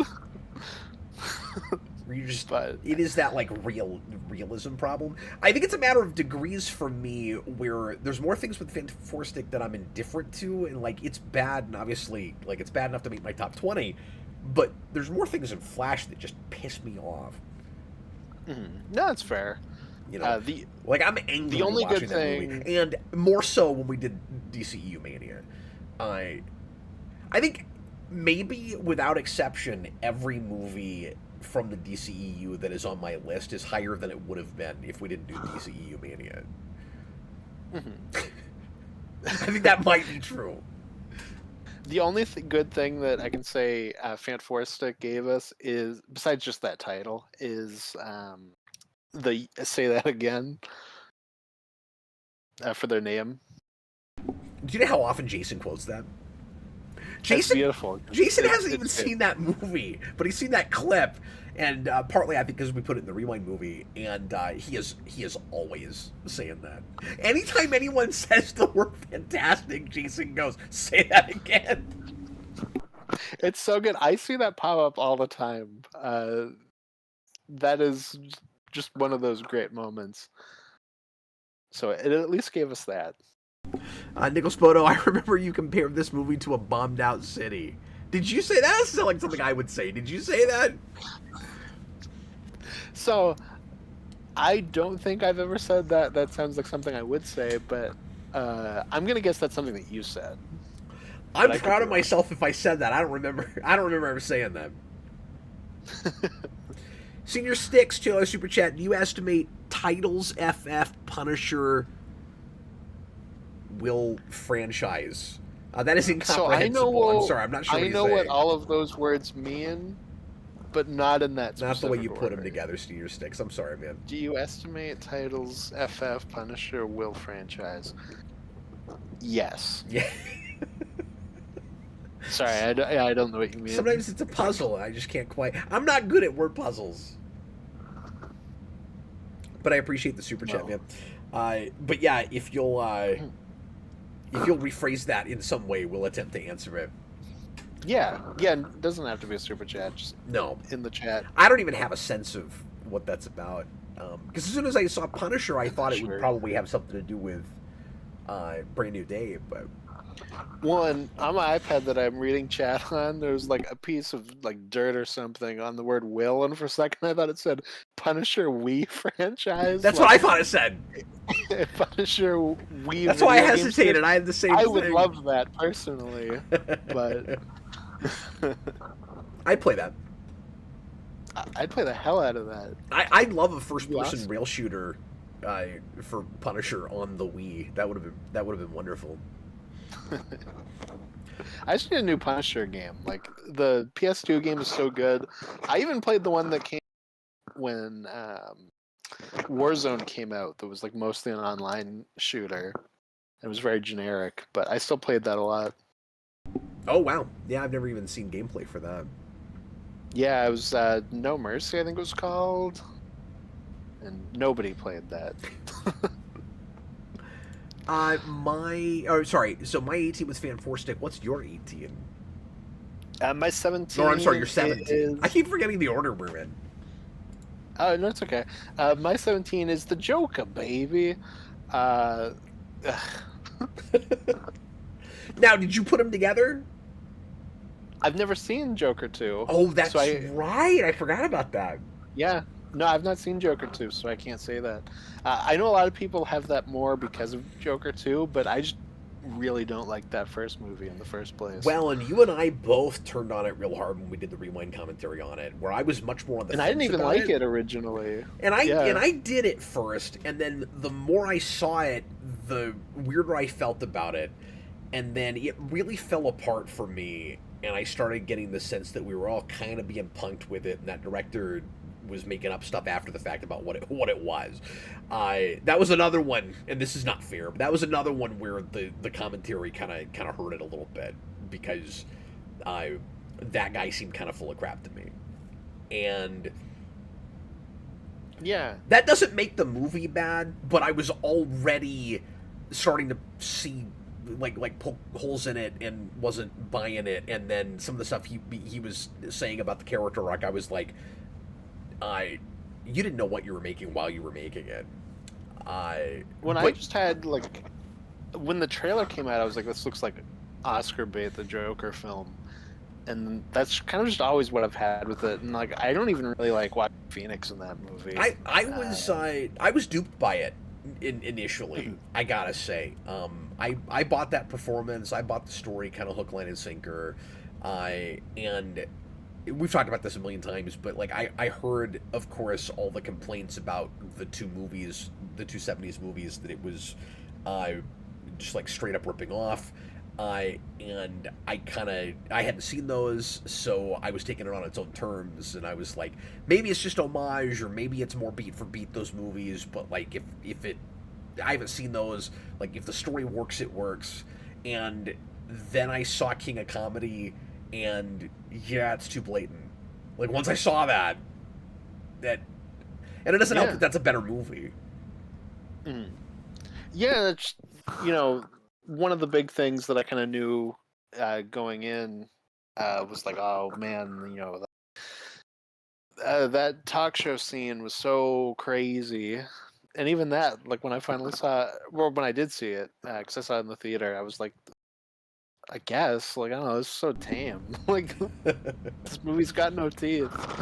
I don't know. People really liked it. I will say, though, because we've talked about this movie a ton, I will also just say, I do think the people at the time that were, like, hardcore against that movie because of, like, there was just like a lot of people being weird about that movie when it came out too, where they were like, "Oh, this is like." Oh, I mean, it's part of why Joker 2 is what it is. Where they're like, they're gonna get all these incels riled up and they're gonna cause violence at your local theater over the Joker.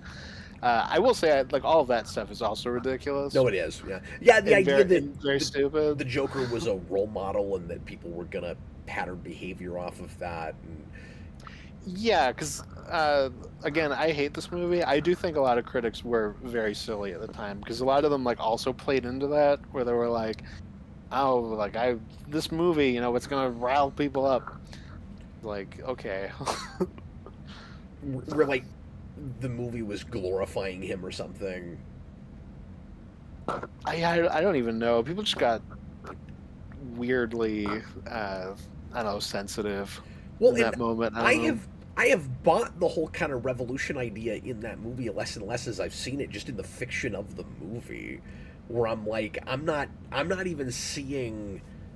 There's a correlation issue where I'm not buying why what he does in that movie is riling people up exactly the way it is, in why he's like this big symbol of poor oppression and stuff.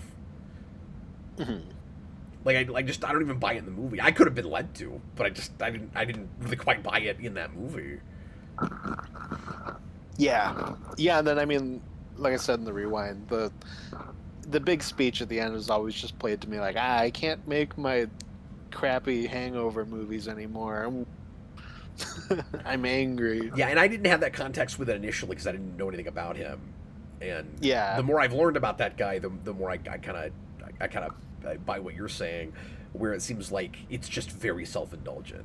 And that second movie, definitely, to me anyway, confirms that. And not even in a cool Gremlins 2 kind of self-indulgent, but in a this gave me AIDS self-indulgent. Yeah, I've rarely turned as hard on a movie as I did with that. Where like when we made the top 100, because that was before we dissected that movie on the commentary project. Yeah, I guess it would have been. I was back and forth on having it pretty low on my top 100. It was like 95, 96 for a while, and it ultimately wasn't there, which I'm grateful for at this point because I would retroactively want to take it off. Yeah. And there are, like, don't get me wrong, there's reasons that I was sucked into it initially. I think there's some decent filmmaking in that. I think Phoenix's performance is good. Like, I get why it's not doing anything for you. And it doesn't mean now, after living with it, but, like, I'm just saying it was a convincing enough piece for me, so I have to give it some of the ways in which I was duped by it, I guess. It was an enjoyable experience the first time around. I guess if I'd never seen it again, and you can say this about Man of Steel and several other things, but like if I that was a like one-time sort of experience, and I should have never watched it again. Yeah, that's fair. That's very fair. If he had just left well enough alone, most people would have probably had that with it. Or it would be that movie that they saw and were surprised by super well. and impressed with, and then they probably would move on and forget to ever go back and look at it again, and it would be, I don't want to say a cult thing because it was a $1 billion movie, like it was really popular, but I think a lot of people would have just fondly remembered the experience they had with it, and they would have moved on with their lives, and then 2 comes out and is in some ways the same movie again and doesn't like allow that character to like it doesn't do what the end of that movie promised if you're gonna make a sequel, and it's not a thing that anybody probably would have wanted a sequel to. And then it goes and we won't talk about all this again when we get to it on my list because it is higher, but when you get to the end of that, it's so weird saying that first movie now, but when you, it's gonna be very strange having 2 Joker movies on my shelves back here. But you get to the end of that, and he is evolved. He's morphed. He's become this other character. And the director in his commentary said that the whole idea was that's who he was all along, and he's finally taken a mask off, which is not even what the speech at the end suggests. And then the second movie goes completely against that notion, where it's no, he's always been Arthur Fleck, and the Joker was a facade, and there never was a Joker, and that whole thing. And that's why it feels like Phillips was just kind of trolling us the whole time. And so, yeah, it does make it worse for me. Mm. Yeah, because fair. I initially really liked the ending of that movie. And I don't mean all the like Revolution stuff, because I never totally bought that, but just like the transformation, like him in the institution at the end, where now he's like really comfortable with his Joker self, and he feels more like a comic book Joker, where he is he could go off and do anything now, and he's like unpredictable. And so imagining what that character is after that was kind of cool, and like I didn't want it anymore. I just wanted to be able to imagine it. And then you get to the second movie, and he doesn't get to do any of that. Like he's just the Fleck guy again. That's awful. Senior Six put in what he meant before. He said neither FF or Punisher has made it to 3 films. The Stand, yeah, they never made it to 3 films. Like, do you think they will eventually become like an actual franchise that manages to get to a trilogy? No, actually, is my answer to that, because I mean, Marvel could force it, I guess. Like, Fantastic Four, like, didn't do great, but it's this weird, like, awkward, it didn't bomb, but it didn't, like the It's World ride on or die Fire. off that second film, I think. Yeah, if they make a second film, like, they kind of need to be standout in Doomsday, I think. But I guess what I'm saying when I say force it is they'll probably make a second one, and then if that, if that bombs, obviously they won't make another one. If it only does what this last one did, Austin, do they make a third one? I don't know. We haven't even gotten 3 Doctor Strange movies yet, and those did okay. Those did more than okay. Those made a lot of money. Anyway, so my answer to that is yeah. Fantastic Four has the better chance, just because I don't know that the Punisher will ever be a film franchise again. Like, that went to TV, and now it's getting the special presentations, whatever those are called. Oh, is it? I didn't know about that, or I'd forgotten. Yeah, I think Bernthal wrote it. That's right. I forgot about that. Special for the Punisher. I haven't heard about that in so long. I forgot that was happening. Yeah, I think it finished filming right before he then went on to do Spider-Man. So, like, it is done. It will probably come out this year. But, like, I don't expect a movie spin-off out of Spider-Man.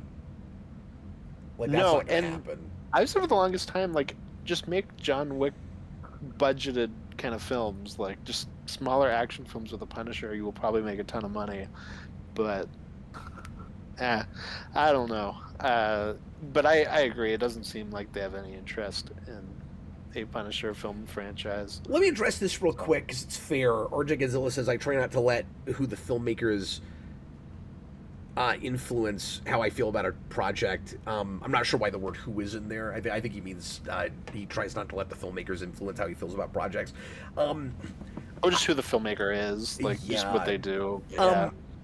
Me too, and sometimes I just can't unsee what I've seen, and, like, I always, again, I don't mean to be contradictory. I've always talked about, death of the author, and I believe in that, and I think a thing should stand on its own, and I think it can live apart from even intent to some degree, where, like, the intent that matters most is what is actually baked into the movie, like what you can see through the material itself, as opposed to what the person says about it after the fact or even before it. So if a creator, for instance, starts saying, well, this is what I really meant, but it's not in the movie, or you can seem like maybe inklings of it, but you wouldn't notice that if it wasn't for their saying it after that, it shouldn't necessarily count. My problem is when it gets real self-indulgent.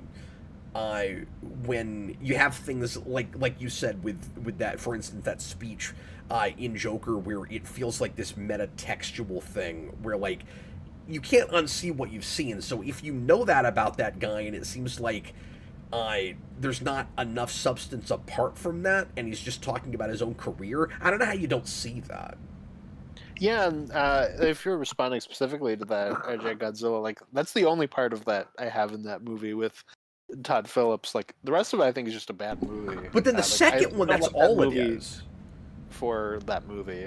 But that line specifically always takes me out because I just hear him speaking at the camera. But well, yeah. and then again, that second movie, I only hear him speaking at the camera because he's just addressing what he feels like was the response to that first movie, and his being upset that that's probably all he'll be known for, and he can't get any other kind of work. Like it seemed like that's what that movie was about. Mm-hmm. And so if you get self-indulgent, you're just making a movie about yourself, and I know anything about you, it becomes difficult not to see that. And then with things like Singer, with Apocalypse, and that's why I said, when the director commentaries made me angrier, it's not fair. That's why I said that. It's not fair.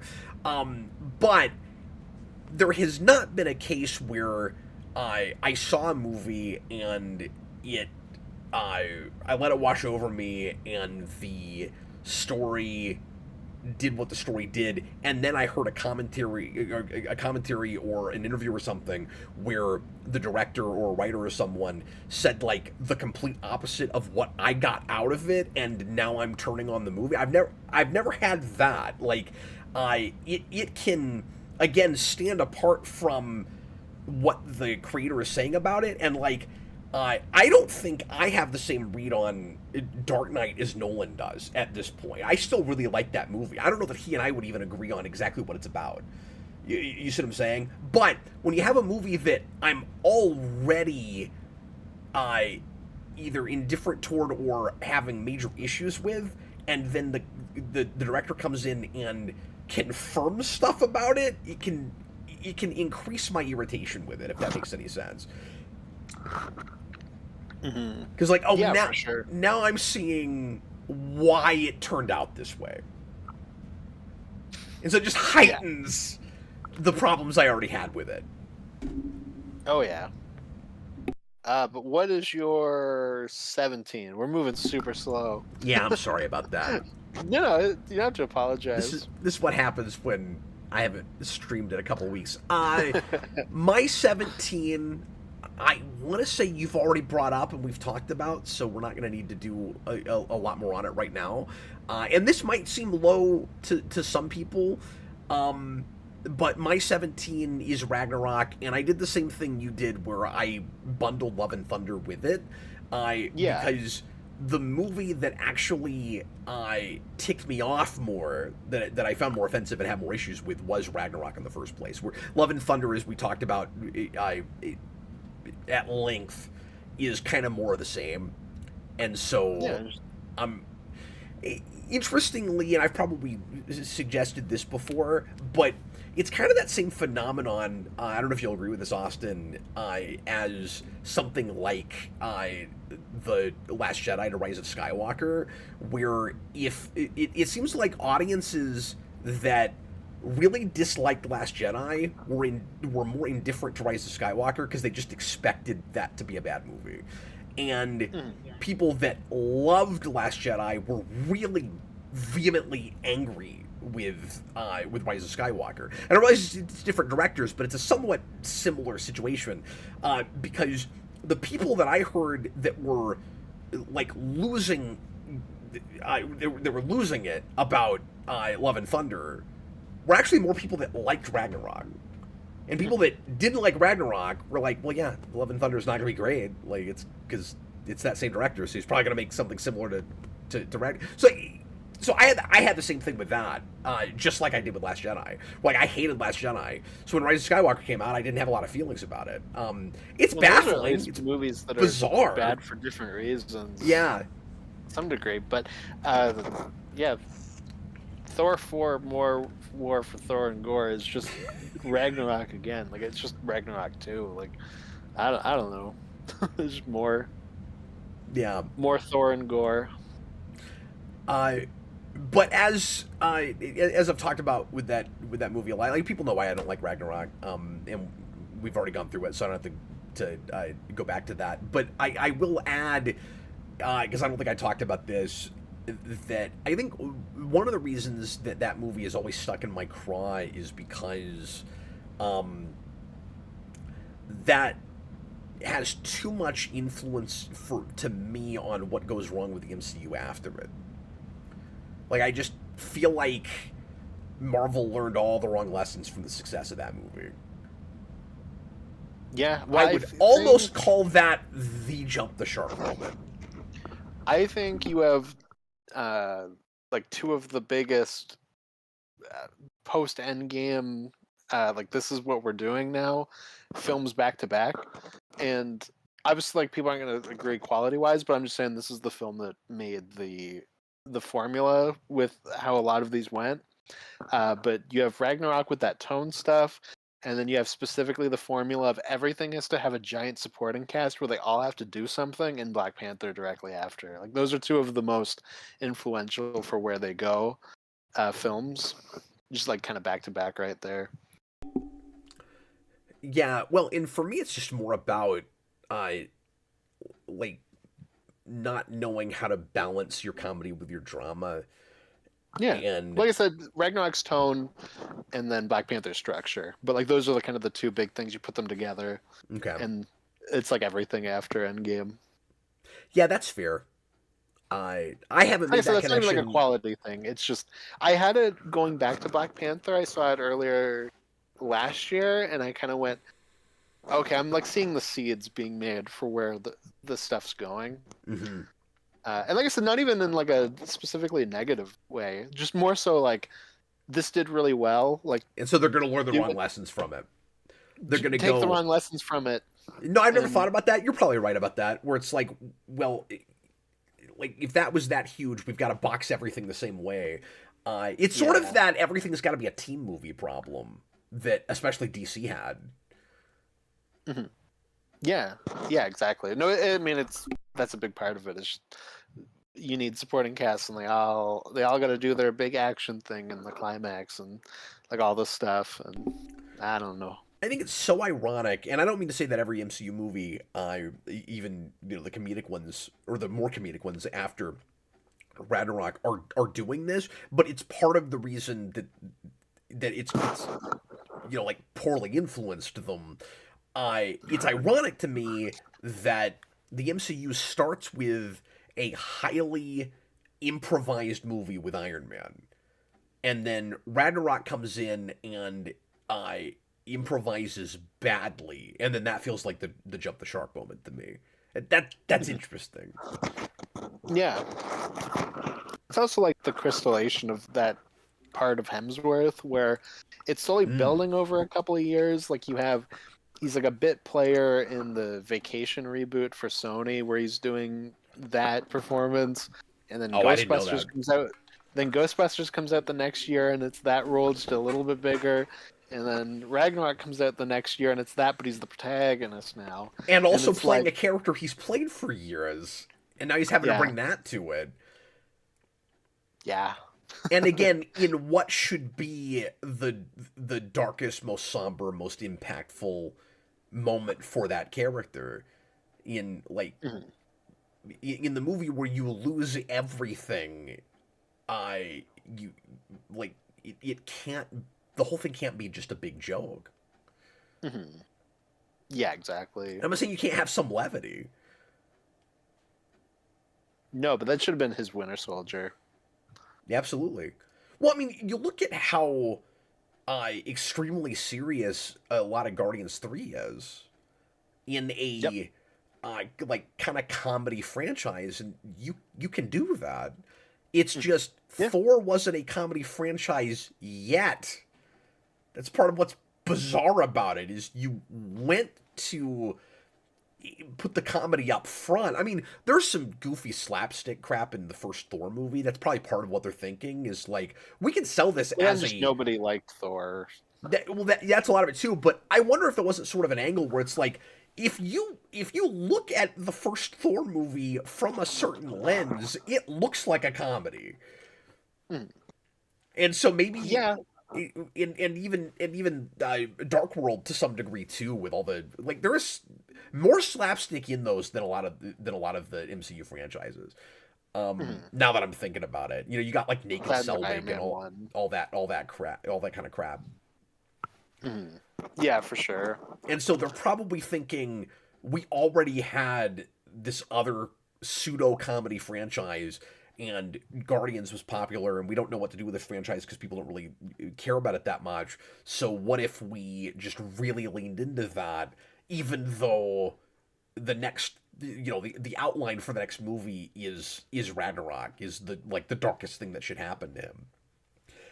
And it should have backfired and it didn't, and that has always bothered me. Well, it's because it was Thor and nobody cared. If they did that with Captain America or Iron Man, people would have been rioting. It would have been what they thought was going to happen at the Joker screening. But what was even weirder about it is that not only did people not care that much about Thor in the first place, but they came to care because of Ragnarok. And all I ever heard from people when I asked them, like, because I didn't like that movie at all, and people were like always shocked and dismayed when I told them I didn't like that. Because I'm talking about like in my personal life, even outside of the channel, where I would talk to family members and stuff like, "What's your favorite Marvel movie?" Ragnarok. I mean, I heard that so much, even a year or two after it came out, and I'm like, how? It's funny. That's all I ever got from people. And also, it's not. To me, I don't get that either. And then Watini made Jojo Rabbit right after, which has some dramatic stuff in it while also being a comedy. So like he can do that. He just didn't. So I don't know. And I don't mean to be a prude about it. Like, I don't think I would have found that funny even if I wasn't already invested in the material to some degree. And I don't mean in the Thor movies, I mean in the Simons and stuff that they're adapting. So, like, obviously that hurt it for me in a way that it didn't for people that don't know anything about Ragnarok as a story. But anyway. No, I mean, I think that movie just doesn't work in general. But yeah. I'm talking too much about this again. I'm sorry. It's okay. My number 16 is X-Men Origins Wolverine. I'm sorry, you were cutting in and out. I'm not sure what you even just said. I said my number 16 is X-Men Origins Wolverine. Oh, wow. How much higher did you have it than me? I had it at 21. I'm actually really surprised that you had it so many more notches higher than I did. I had such a bad viewing when we did it for Rewind, and it like... That has been a theme, right? Are we going to finish the... I mean, I don't know if we'll ever finish it, but, like, are we going to get 100 or a couple hundred into the commentary project and be like, you know what? We are wasting our lives as superhero movies. Like, why are we even doing this? Because there are too many of those we've gone, I didn't love this movie. Now I really hate it. Or even things that was okay before, I don't like it now. Like, it turned you against Watchmen. I mean, I was already, like, starting to have that before then. So I can't like fully give it to that. Yeah, but I don't think you would have put it on a worst of list before the commentary project. No, probably not. But part of that was just me being reluctant to go back. Yeah, it would have just been like, I'm not paying attention. I'm not going back to it. So yeah, that and having to see the ultimate cut. But no, X-Men Origins Wolverine. It's so bad. I know we've already talked about it, so just what are like your 2 or 3 biggest irritations with that? Like what are the big highlights? I just think it is like cinematic equivalent of like a prequel tie-in comic to a movie. And then just like even on like a basic like just action adventure, just enjoyment like that, just turn your brain off, like none of that stuff works either. So just Cuckoo Kachu got screwed is just how I feel. It's embarrassing. Yep, that's pretty much all you can say is it's an embarrassing. And to the point where it was immediately feeling pretty retconned and like it didn't even count anymore. Mm-hmm. Yeah, because nobody cares. Are you ready to move on? Yep. I'm sorry, I talked about Ragnarok too long. My 16 Okay. is Glass. A movie I've never seen. Oh, I hate Glass. Talk about embarrassing. There is not a place in that movie where I'm believing anything that is happening at all.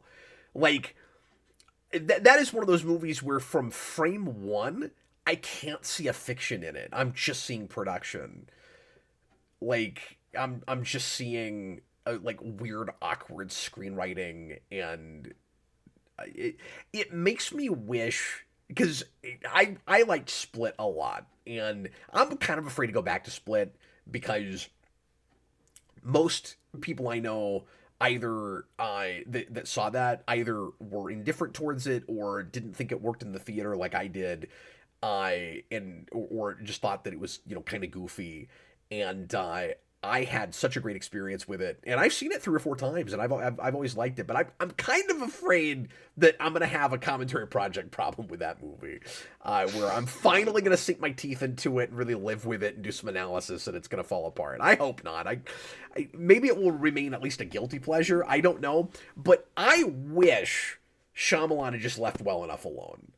I wish that movie could have, and I'm saying this retroactively because I was stupidly excited about Glass. I'm just naive, I guess, because this keeps happening with me.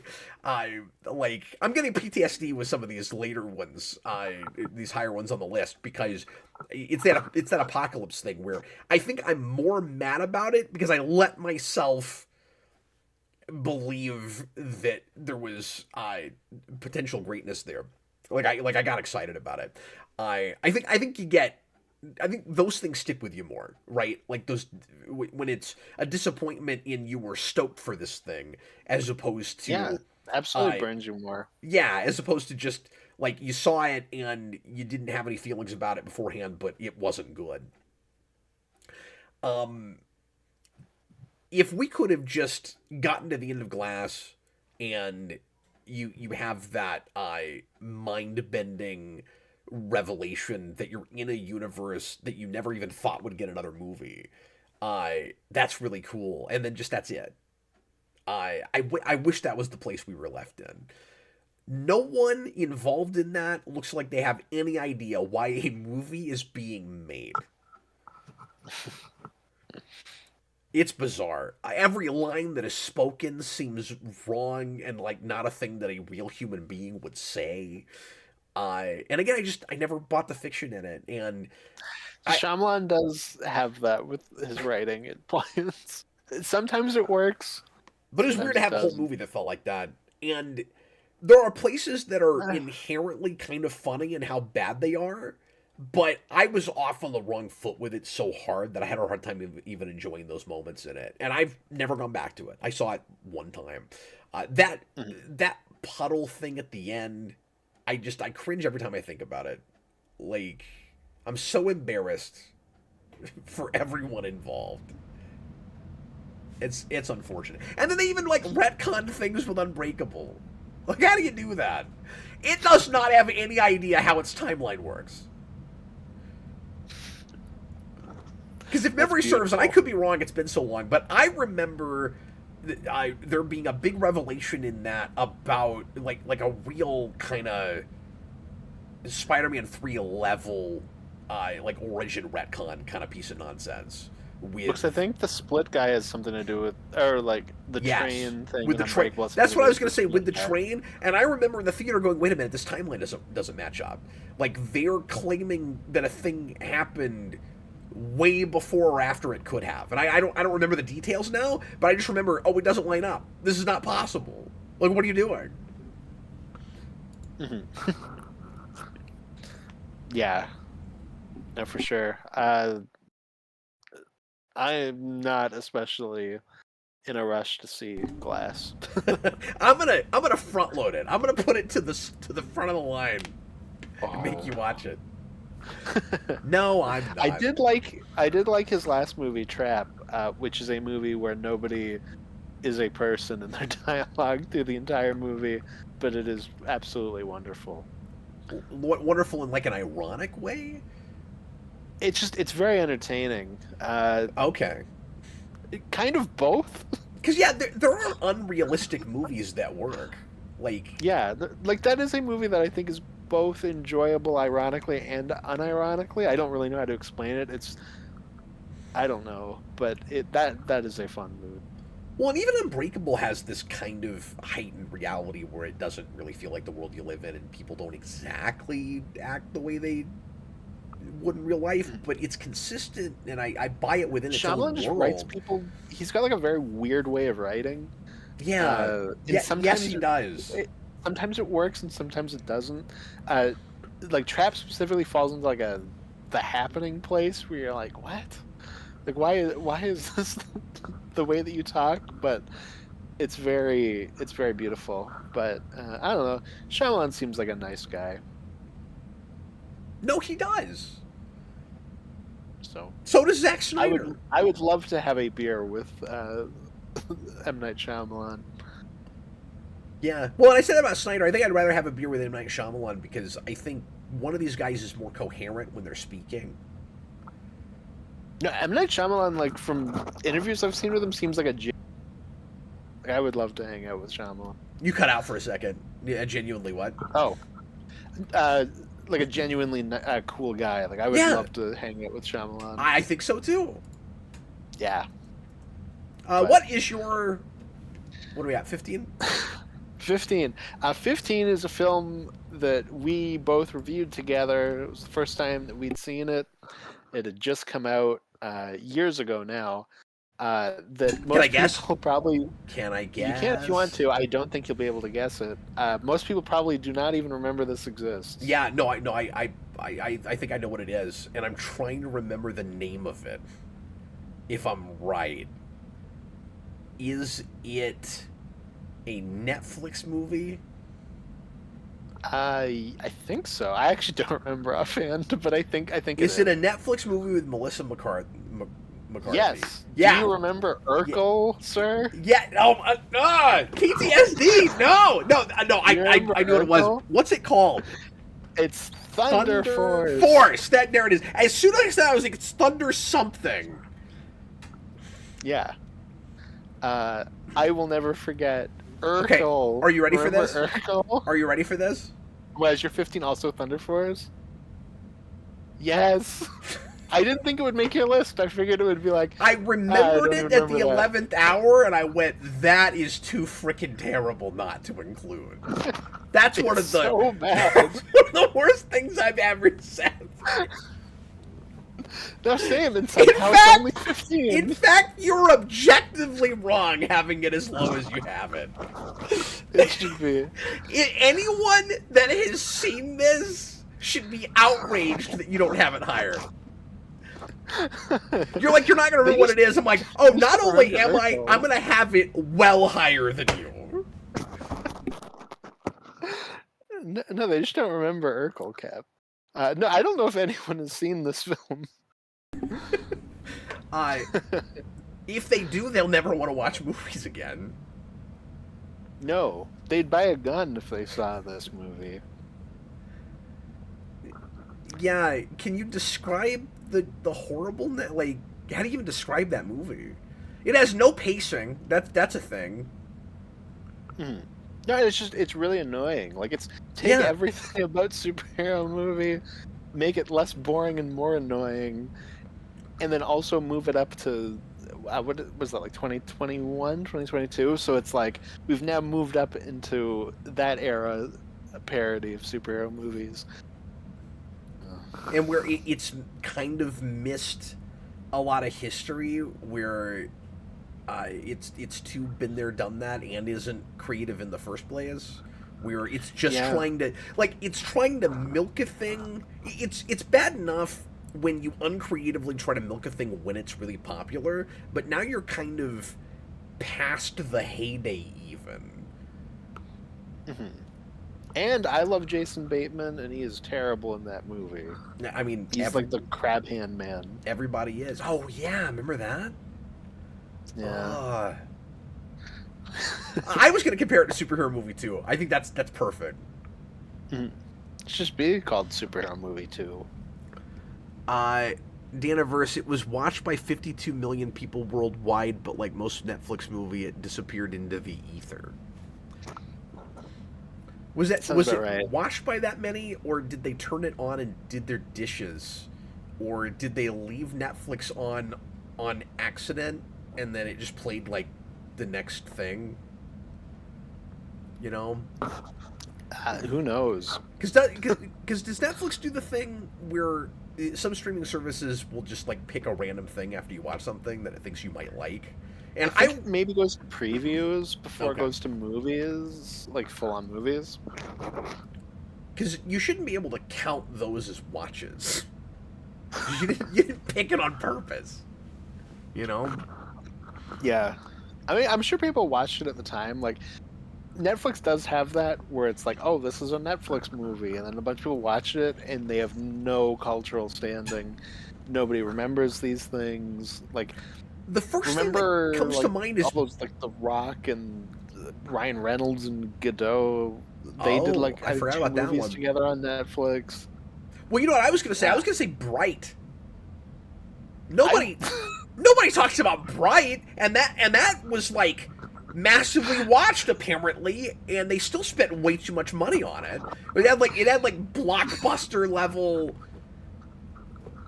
So, Bright is a film I've heard nobody talk about for like 10 years, has come up in my life the last 3 days in a row. And I don't know how. That's so weird. Right? Wasn't that supposed to be like a whole shared universe? Was it supposed to be like a bunch of movies in it? I think so. Because that was supposed to be... They made a big deal out of nobody ever does present-day fantasy. And here's this cool, complex world where we can do, like, you know, all these different characters and different stories and things. And they thought they had a Star Wars on their hands. I learned 2 days ago, so when it first came back, and then Pixar did it better. But anyway, there's a scene in that movie where they have an orc on Joe Rogan, and they paid Joe Rogan, and like they had an orc on his set, and it is one of the most baffling things I've ever seen. It's kind of funny, but yeah, like who cares about Bright? Danaverse says Red Notice 2 and Bright 2 are totally still happening. Yeah, every now and again I'll see something about that still being in production. I'm still waiting for the Life Note, my sequel idea for the Death Note Netflix film. No, I love that idea. That's like Galactus? That's like Orange Galactus, like the life bringer thing. It's how we bring back the girlfriend from the first film. Is they put her name in the Life Note, and she comes back to life. The Life Note. You can't and even. And then Danny DeVito can be the angel of the Life Note. There's no chance of making that a horror movie. Like you have to pivot to a completely different genre at the point you do the Life Note. That first movie is barely a horror movie. Well, yeah, but you can't even pretend. Like you'd have to make it a romantic comedy at that point. Yeah, it'll be beautiful. It'll be my favorite film of the year. Life Note. I love it. Do you want to say anything else about Melissa McCartney's? I don't want to remember that Thunder Force exists. No, me neither. Ugh. What is your 15? You know what's shocking? We did a couple of weird independent superhero movies around that same time, and the Sylvester Stallone one was comparatively okay. Yeah, Samaritan was one that we both kind of went, this isn't great, and then kind of won us over a little bit by the end, and we were like, this is all right. On the old Rewind scale, that's a solid 2 out of 4. Yeah, probably. No, the sad thing for me with that is that that's the director of Overlord, which is my favorite film of 2018. Oh, really? And then he's kind of not been able to make anything as cool as that since. Like, he did that, and then he made, was it The Pope's Exorcist, that first of the Russell Crowe exorcism knockoff movies? Oh, God. Because he's made 2 now. He's doing like the Liam Neeson action, like, Taken thing, but Exorcist. It's really weird. My 15 is, and I tried to be as consistent with this as I could because we've done a couple of ranked lists recently that play into this. My 15 is the reason that Ragnarok isn't higher on the list than it is. Because it's what I called the worst movie in the MCU, and there are enough non-MCU, like bad non-MCU movies that I had to rank above this. My 15 is Brave New World, and it's crazy to have a movie that recent. Fair enough. It's now, to be fair, I also have some movies, not to give too much away, in my top 14 that you've probably not seen. Probably. Like, I've done this long enough that I've seen more bad superhero movies than you have, and so there's just some stuff that you might have included if you'd seen it. Mm-hmm. I'm looking at this here. Very true. You know Very what? Now that I'm looking at it, there's maybe 2 like that. Okay, that's not too bad. Out of that 14. But anyway, that's not too bad. I just feel like there was enough non-MCU that sucks that. Yeah. But you could argue that some of these things are not as bad as Brave New World. It's crazy that a movie that recent is 15 on my list. For me, like, yeah, no, it's crazy. Even higher. Another movie that I could not take seriously from the first frame. That I didn't believe anything that was happening. I felt like the approach was all completely wrong. And another movie, to a lesser degree, that I was kind of duped by with advertising, where I thought there was a chance it might work. And I know, like, you fairly had kind of an "I told you so" thing with that, where you didn't trust it from the start. I didn't say it, but yeah, that is true. Yeah. No, I'm not accusing you of saying that, but you could have, and you would have, like, your attitude was, "Look, I told you." Like, it's not just an "I told you so" on that movie. It's "I told you so" on, oh, the new Cap movie looks awful, but that Thunderbolts movie looks kind of interesting. Yeah, and I was flipped on that. But I don't. What's weird is they sold the bad movie the only way people might have seen it. Not that people did see it, but I think they sold that as well as they possibly could have. They made decent trailers for it, and they sold. They basically just went Red Hulk. Well, no, that's all we got. Not with that initial teaser, though, that made it look like a cool espionage thing.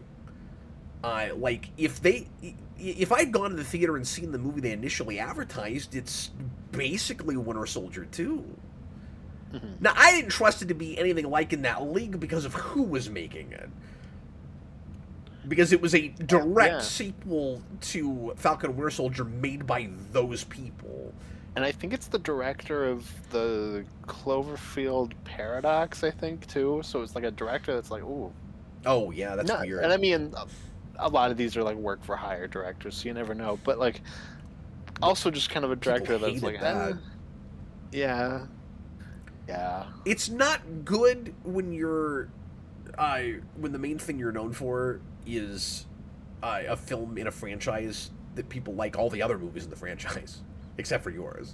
That's a problem. Yeah. Because, like, people like Cloverfield, they like 10 Cloverfield Lane, but that's the one that you're, oh my god, no! And then they like the 3rd Captain America movie. Not yours! No, the 4th one. You know what?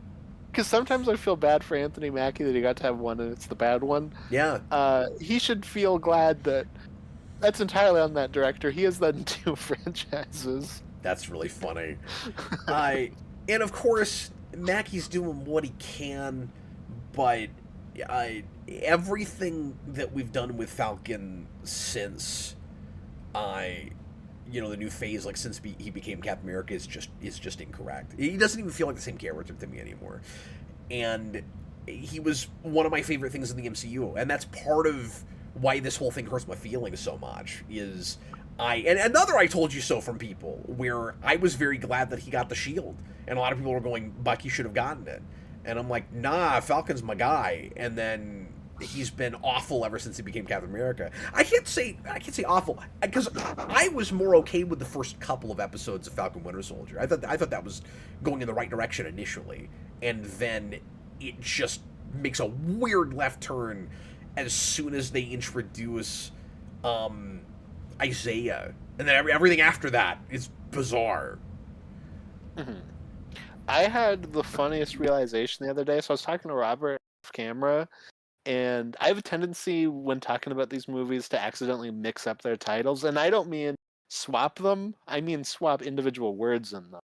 So I was like, oh, Spider-Man Brave New Day, and he's like, you just merged Brand New Day with Brave New World, and I was like, it's not my fault. They're very similar titles, like they're pretty close together. And he goes, what? I've never really thought about it, but they are very similar titles. And then he went, wait a minute.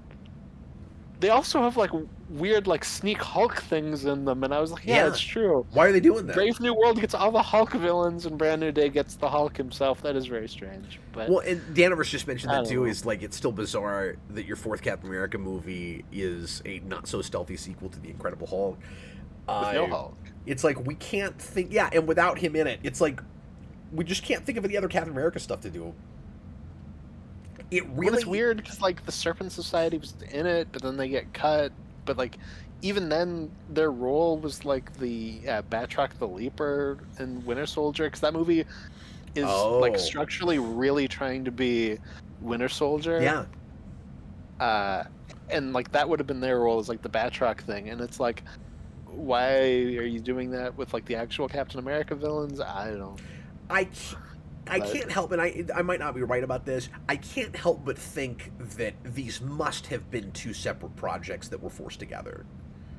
Probably, and I feel like, especially, I was like, I think right after Endgame, I remember seeing like some Q&A stuff with Feige, where people were, kind of making fun of him, like, set up the real Mandarin, and you set up the leader, and it never went to anything. Yeah. And he was like, don't worry, like, we didn't forget. We're always building. And it's like, yeah, okay. But it does just kind of feel like we're always don't worry, and making we're things always building to the leader. He's in Captain America 4, I guess. I don't know. Who cares? I guess what I just said is disingenuous. It's not. They're not like usually full-on retconning things, but you can tell that they're kind of compromising and doing lamer things than what they might have intended, or than what audiences were hoping they would do. That movie, both on a script level and a visual production level, looks and feels like a crappy Disney Plus thing. And yeah, it's made by people that made a crappy Disney Plus thing. So I don't know why I was expecting anything more than that, except they cut an okay teaser. And so I was like, and also in my defense, didn't they fire some of those guys and stuff got reworked? And because that movie was like totally reshot, if memory serves. Maybe the writers. I think the director is the same the whole way through. Okay, but they might change the writers. I can't remember. It's been too long at this point. But at least it gave us Giancarlo Esposito is my favorite MCU villain.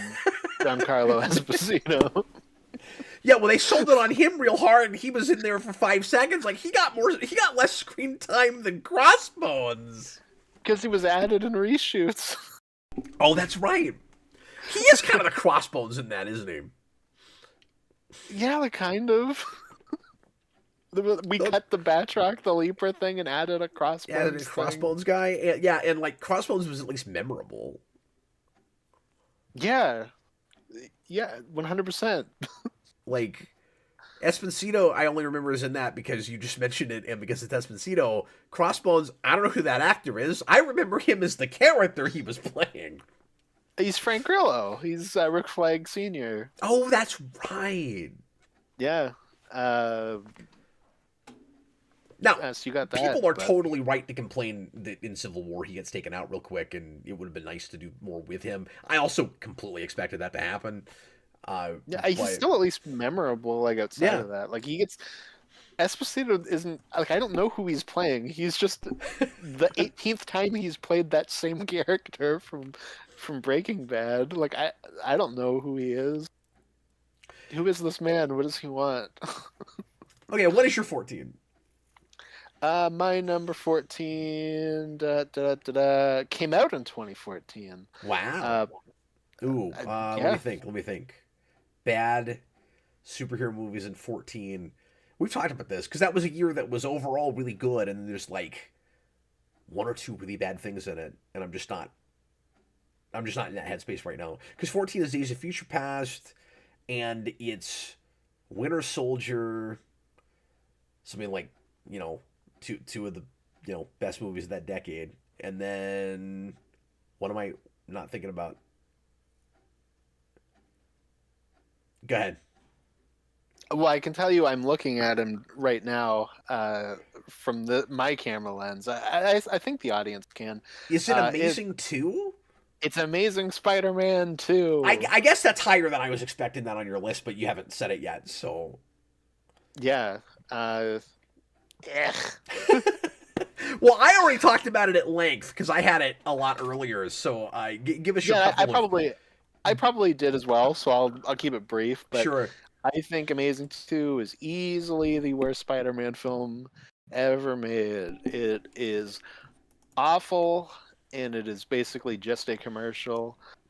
And I have some of that Ghostbusters 2016 oversaturated look of that movie as well. And it's incredibly obnoxious. I think, especially Garfield and Emma Stone together in that movie is obnoxious. The villains are awful. And the only enjoyment I get out of that Feige's notes on how to fix it. I forgot about that. Yeah, it's very entertaining when you look at the notes that he gave for that. Also, it's funny because you can see the little hints for what will be MCU Spider-Man. But there's also just things like, I don't know what Paul Giamatti is doing as the Rhino, but you need to tell him to stop.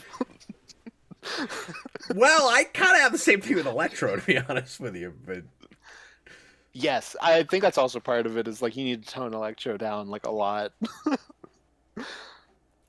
Yeah, 100%. I mean, he's also he's Batman Forever Riddler. He's Cheetah in 84. He's one of that mold. Aldrich Killian in Iron Man 3. It's one of those. Obviously, yeah, but that one worked out ultimately. Yeah, but it's in the same he mold. had Like, an that is evolution. my favorite of those. Yeah. Yes. I think mine too. Yeah, I mean, I obviously disliked it enough to put it on my 50, but I'm not as mad about it as a lot of people. Yeah. No, that's fair. That's just a movie that the more I see it, the more it annoys me. Yeah, for some reason, it's one I don't think about a lot, but, like, if I'm watching it, it's worse every time I see it. Mm-hmm. But yeah, I think no, that's very fair. I think it helps. I don't know if this is going to make sense, but I was going to say I would probably be more annoyed with that movie if we had to live with a third one. Because it would just be in our brains more. Like, it was easy to shift away from it. Like, they abandoned that franchise. So I didn't have to think about it anymore. Like, the very next thing that happens is the best live-action Spider-Man movie. Well, my headcanon has always been we cut to black because Spider-Man is just instantly impaled on the Rhino's horn. and that is just how Amazing ends, and it's done. That's awesome. We don't have to think about it anymore. But then No Way Home also ruined that. Because So then you have to think about it again, because there he is. then I have to think about it again. There he is. Yeah. He's back. But the nice thing is you can still keep your headcanon with that, because you can pull people in a situation like that out of any point in their history. So he might have died like that. He's like the villains. He gets pulled out right before his death. Although maybe not. I can't remember if that movie talks about him as, like, being older and he's been through more stuff like they do with Garfield. Or, I'm sorry, like they do with Maguire. Not really. They kind of just say that he got dark after Emma Stone died. That's all it was? That's kind of it. Yeah. Okay. It's kind of that. So, well, who cares? He could be from a universe, like, once removed. That's true. That is true. I just want to imagine that it's like the villains. He gets pulled in right before he dies. I mean, that movie does suck, but it doesn't suck as much as what I'm about to mention, I don't think. My 14, and I've only seen this the one time when you and I dealt with it. I can't speak to it a lot except just to reiterate the experience I had with it. And this is another baffling script, horribly paced, bizarre acting, and a story that doesn't make a lot of sense. My 14 is Jumper. Remember Jumper? Oh, good. I'm glad you included it. Well, we both have it. Oh, I remember Jumper. And you saw it before that, so like you already had a history with it. Jumper is absurdly low on both of our rankings for the commentary project, and I don't think it's at the end of mine anymore, but it was in last place for quite a while on mine. Yeah. It's awful. There's no redeeming factors. There's been a couple. This Tonight Show is this movie gave us one good thing, and the one good thing for Jumper is Simon Kinberg's commentary, where he talks about how he has no morality from living in Hollywood. Oh, you remember that? I forgot about that. I've never heard a more honest, like Hollywood character. Yeah. We missed a super chat earlier. I'm sorry, I forgot to read another Senior Sticks. I think I forgot to read it because he clarified that other super chat. It came at the same time, so and I wasn't thinking about it. But he says, DC or Marvel, which property would you see Billy Zane in? I mean, he could be a villain really easily in either. I don't know immediately who, but like I don't right away peg that actor in a particular universe. I don't know that I would do that with anybody unless I had a specific character in mind for them to play. Billy Zane at one time I think wouldn't have been a bad Lex Luthor. Yeah. Not like my first pick necessarily, but I could kind of see it. I don't know who else. Yeah, I'm trying to think off the top of my head. He could be any number of Spider-Man villains. Yeah, probably. I don't know. I'm also trying to think of a Spider-Man villain he could be. Billy Zane as a Shocker. Billy Zane as a Chameleon. Again, maybe earlier in his career. I'm not sure at this age where at this point. Billy Zane is, like, if you hadn't made Homecoming, Billy Zane is a Vulture. But, like, obviously not now. Yeah. Yeah, I don't know. That's hard. I mean, I'm also not great at fan casting, but it's like, just off the top of my head, like who would? I mean, I guess I don't know. Nicholas Boto says Doc Ock. Doc Ock's not bad. I thought about that for a second. My fan cast for MCU Doc Ock was I wanted Mark Hamill to be Doc Ock, but weird. He could be good. I don't know. Smythe's not bad. That's a good idea. I want to see Billy Zane as There you go. Smythe. Billy Zane is Smythe. We nailed it. We got it. Good job. And he has to work for Kingpin, just that he can be like Smythe. Yeah, I was a boy. you need to have him. You need to have him have a whole arc in that movie where by the third act he gets transformed into a weird monster creature where like he's in shoulder he's in a wheelchair lasers. that he's got those bizarre shoulder like bone things that shoot lasers. Yeah. Oh yeah, I forgot they shot lasers. I didn't have that action figure, but I remember seeing that and being like, that would be a weird figure to play with. One of my brothers, every time I see him, he does an impression of the '90s cartoon Kingpin saying "Smythe."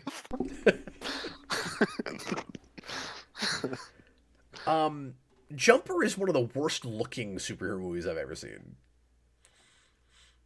Yeah, so I feel like it's just kind of generic 2000s movie, but it's so TV. And that's fair. I don't think it's real well shot. They don't do anything cool with their locations. Like that's another one of those movies where, and again, I'll say what I said earlier, kind of unfair. But the more I learned about it, the more it enhanced things that already weren't working for me. So like when I found out that they did some really cool location shooting with that, and they didn't, and they like missed major opportunities with it. Like I couldn't tell some of the places, some of the cool on location things they went and did. Like that's a problem. Yeah, absolutely. Oh no, it's almost like the Kurtzman, where it's like we put Tom Cruise on a building and blew it up, and you can't tell that we actually did that. Don't you hate that? And like, I can't remember where it was. There's like a Coliseum scene in that movie where they shot somewhere that no one is ever allowed to shoot, but they somehow got permission for that movie. Like, that's such a waste. Yeah, it is a shame.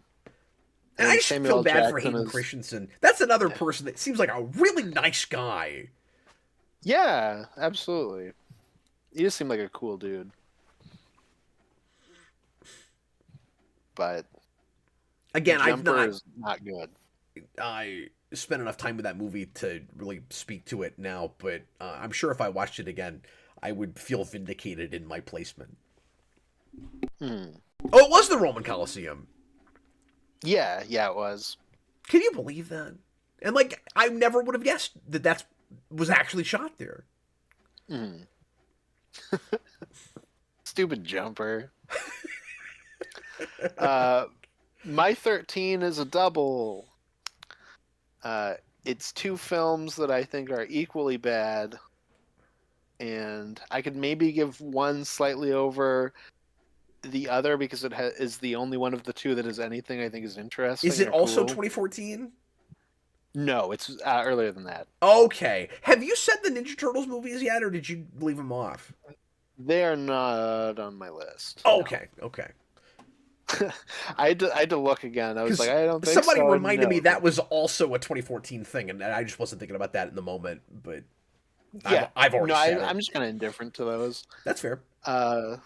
No, it is the Tim Story Fantastic Four movies. I mean, I knew it was going to be high.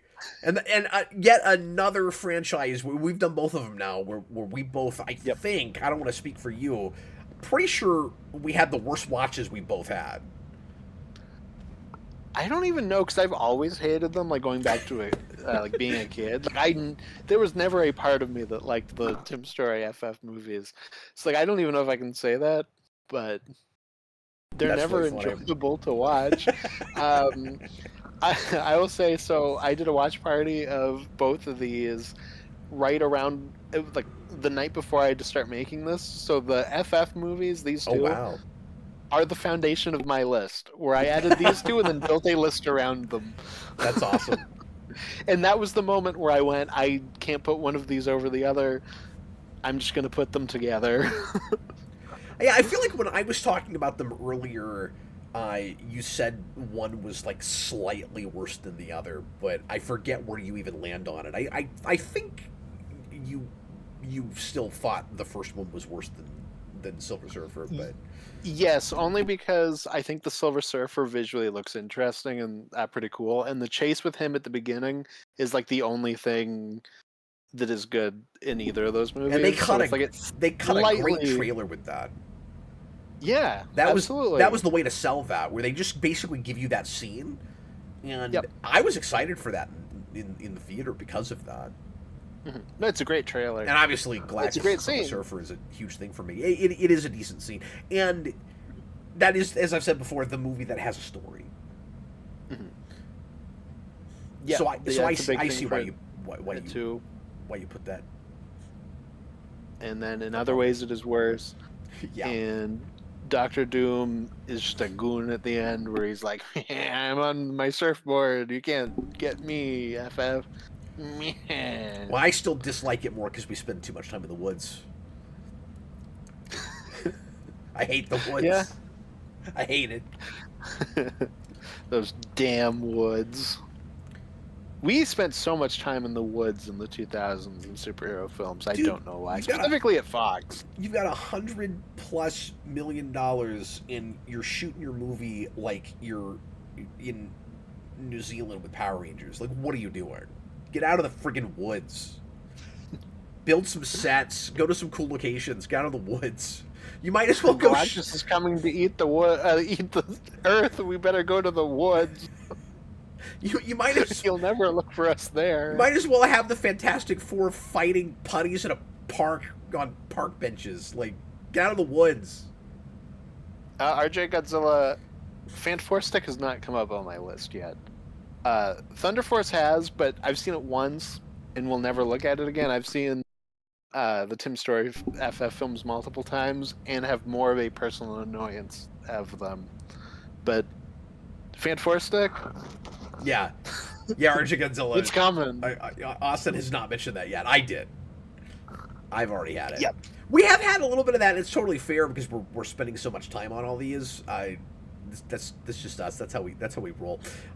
Where people are We're attributing bad guys. It's what we do. People are attributing some things that I said to you and vice versa.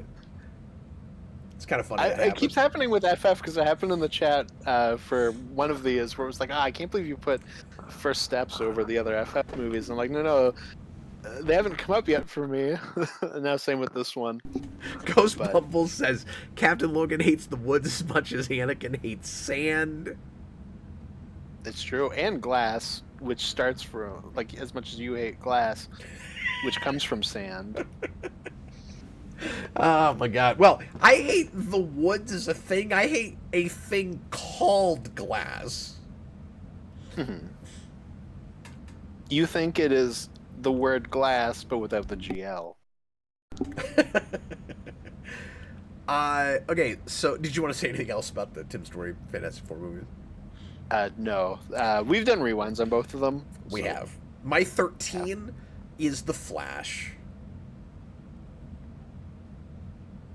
I hate it. We love the Flash. Oh, and we already talked about that.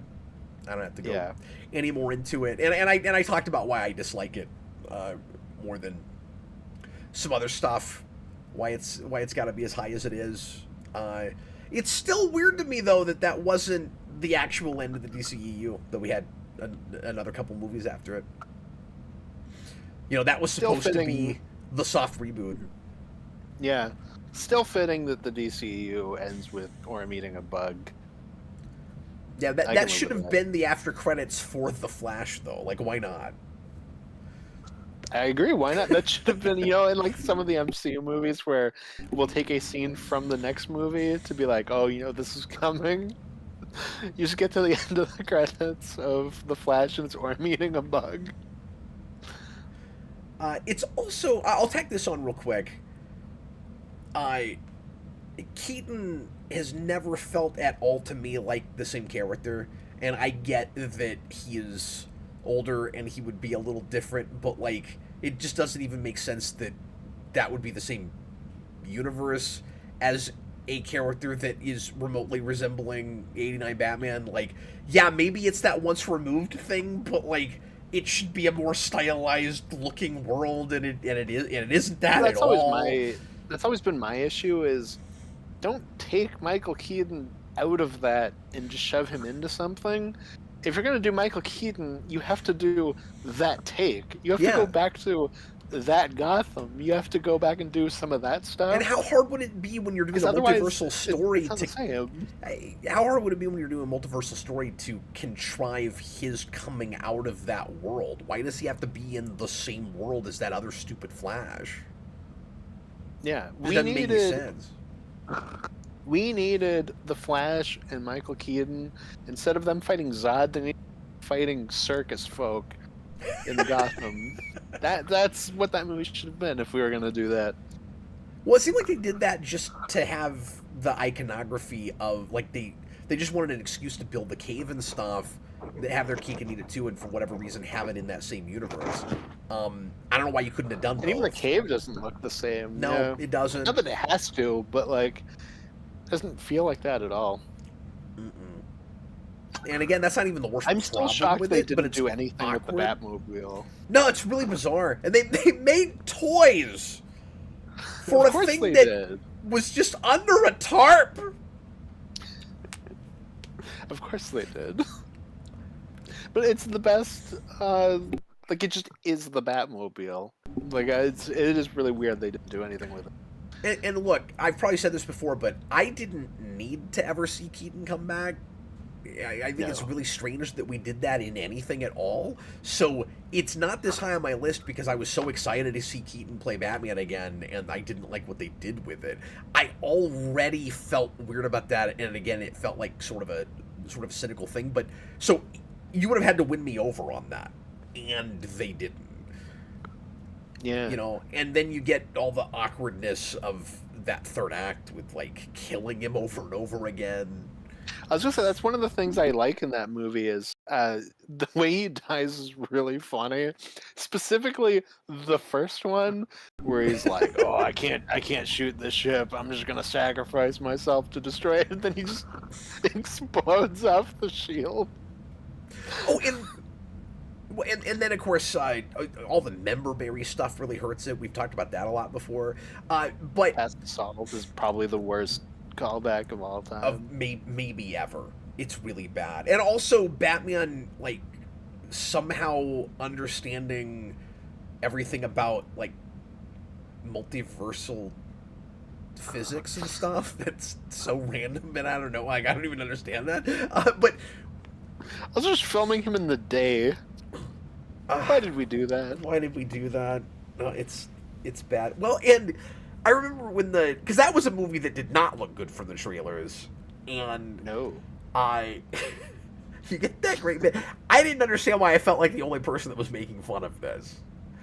I knew we were in trouble, and I appreciated that Keaton was so over the top, because how else do you deliver this?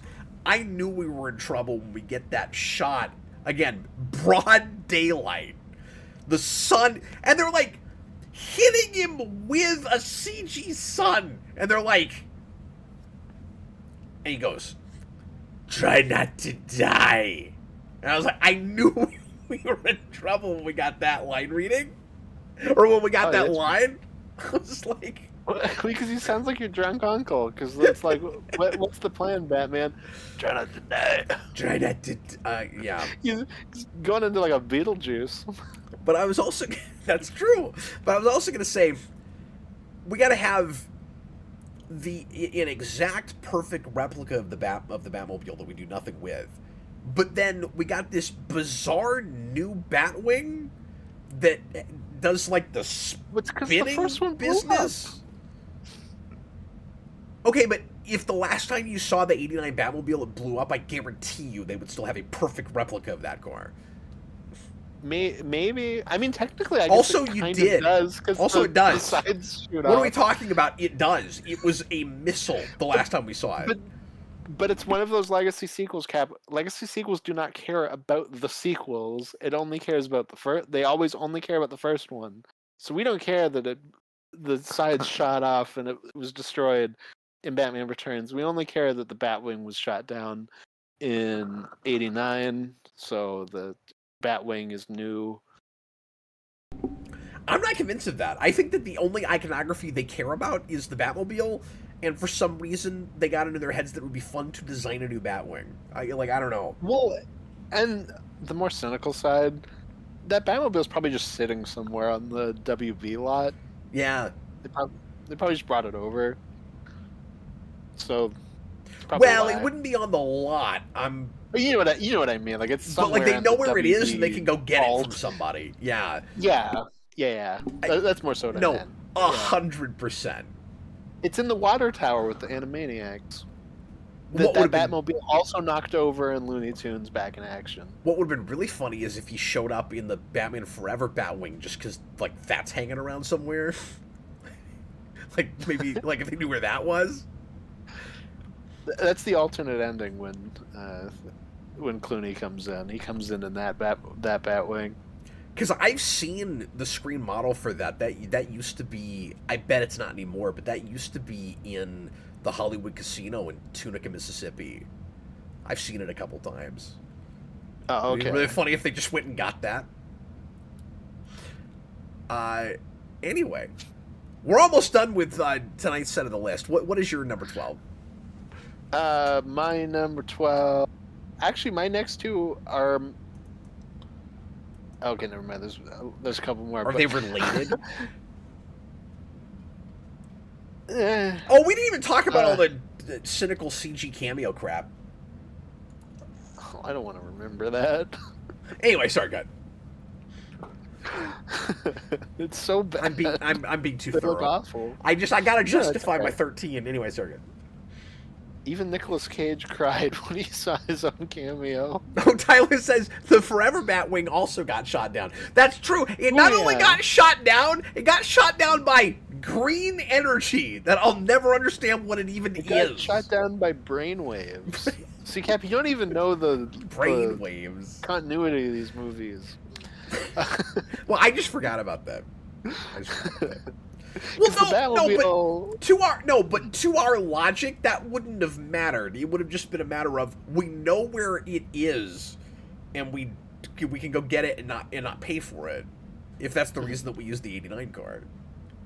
Yeah, well, we use the Batwing. It's kind of got the same front, it's just got a different back. Yeah, because I guess that's what Joker shot. I don't know. Who cares? Oh, are they overthinking it to that degree? Yeah, who cares? Anyway, what's your 12? My number 12 is Shang-Chi and the Legend of the 12 Rings. Yeah, Austin hates Shang-Chi. I on a daily basis forget that movie is a thing. And Austin is still talking about how much he hates it. Yeah, no, that movie just personally annoys me. Because even Tell us mentioned why. When we started.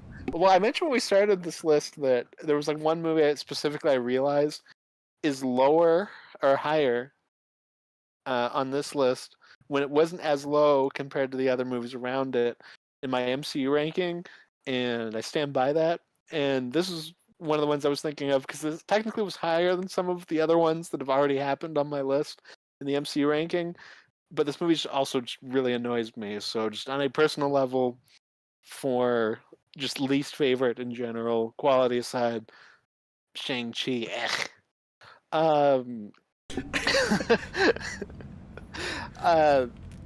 God, where do I start with Shang-Chi? I hate what they do with the Mandarin.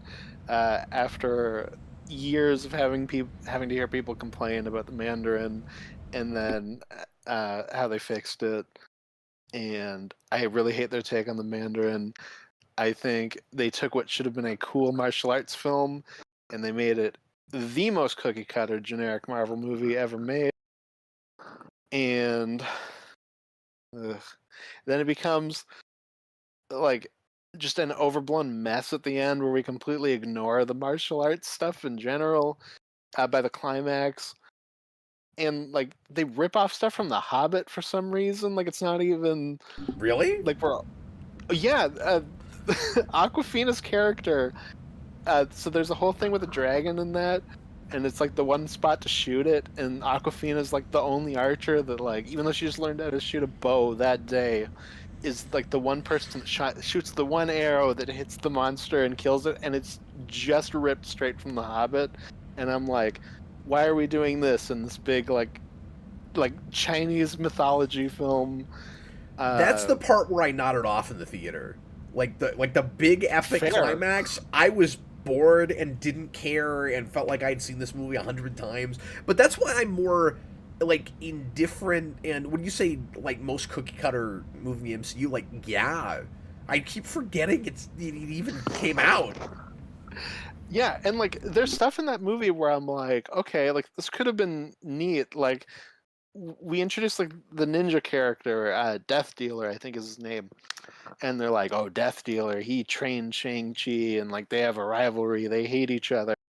And they fight each other once in a scene that is just ripped straight from Skyfall, where we have like the neon lights behind them and they're in like the glass building. And then they never fight again, and he gets killed by a CGI bat that sucks his soul out. And it's like, this is a martial arts movie. Like, really? That's what we're gonna do. Okay. Okay. And then we gotta make the 10 rings the stupid bracelets. Yeah, I didn't like that. That like shoot off as like Dragon Ball Z moves just so that he can be on the Avengers because it's so cynical. He can't just be a cool master of kung fu guy. We gotta give him the weapons so that he can fight Doctor Doom or Kang's army in the films. And it's like, it's so tiring, and it frustrates me. And I really, really am just not a fan of the actor that plays Shang-Chi. But that's whatever. That's like a whole other thing. But just everything about Shang-Chi like annoys me personally. It's like a movie designed to irritate me.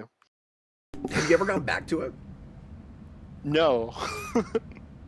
So it's crazy how much about maybe... this you even remember from one viewing.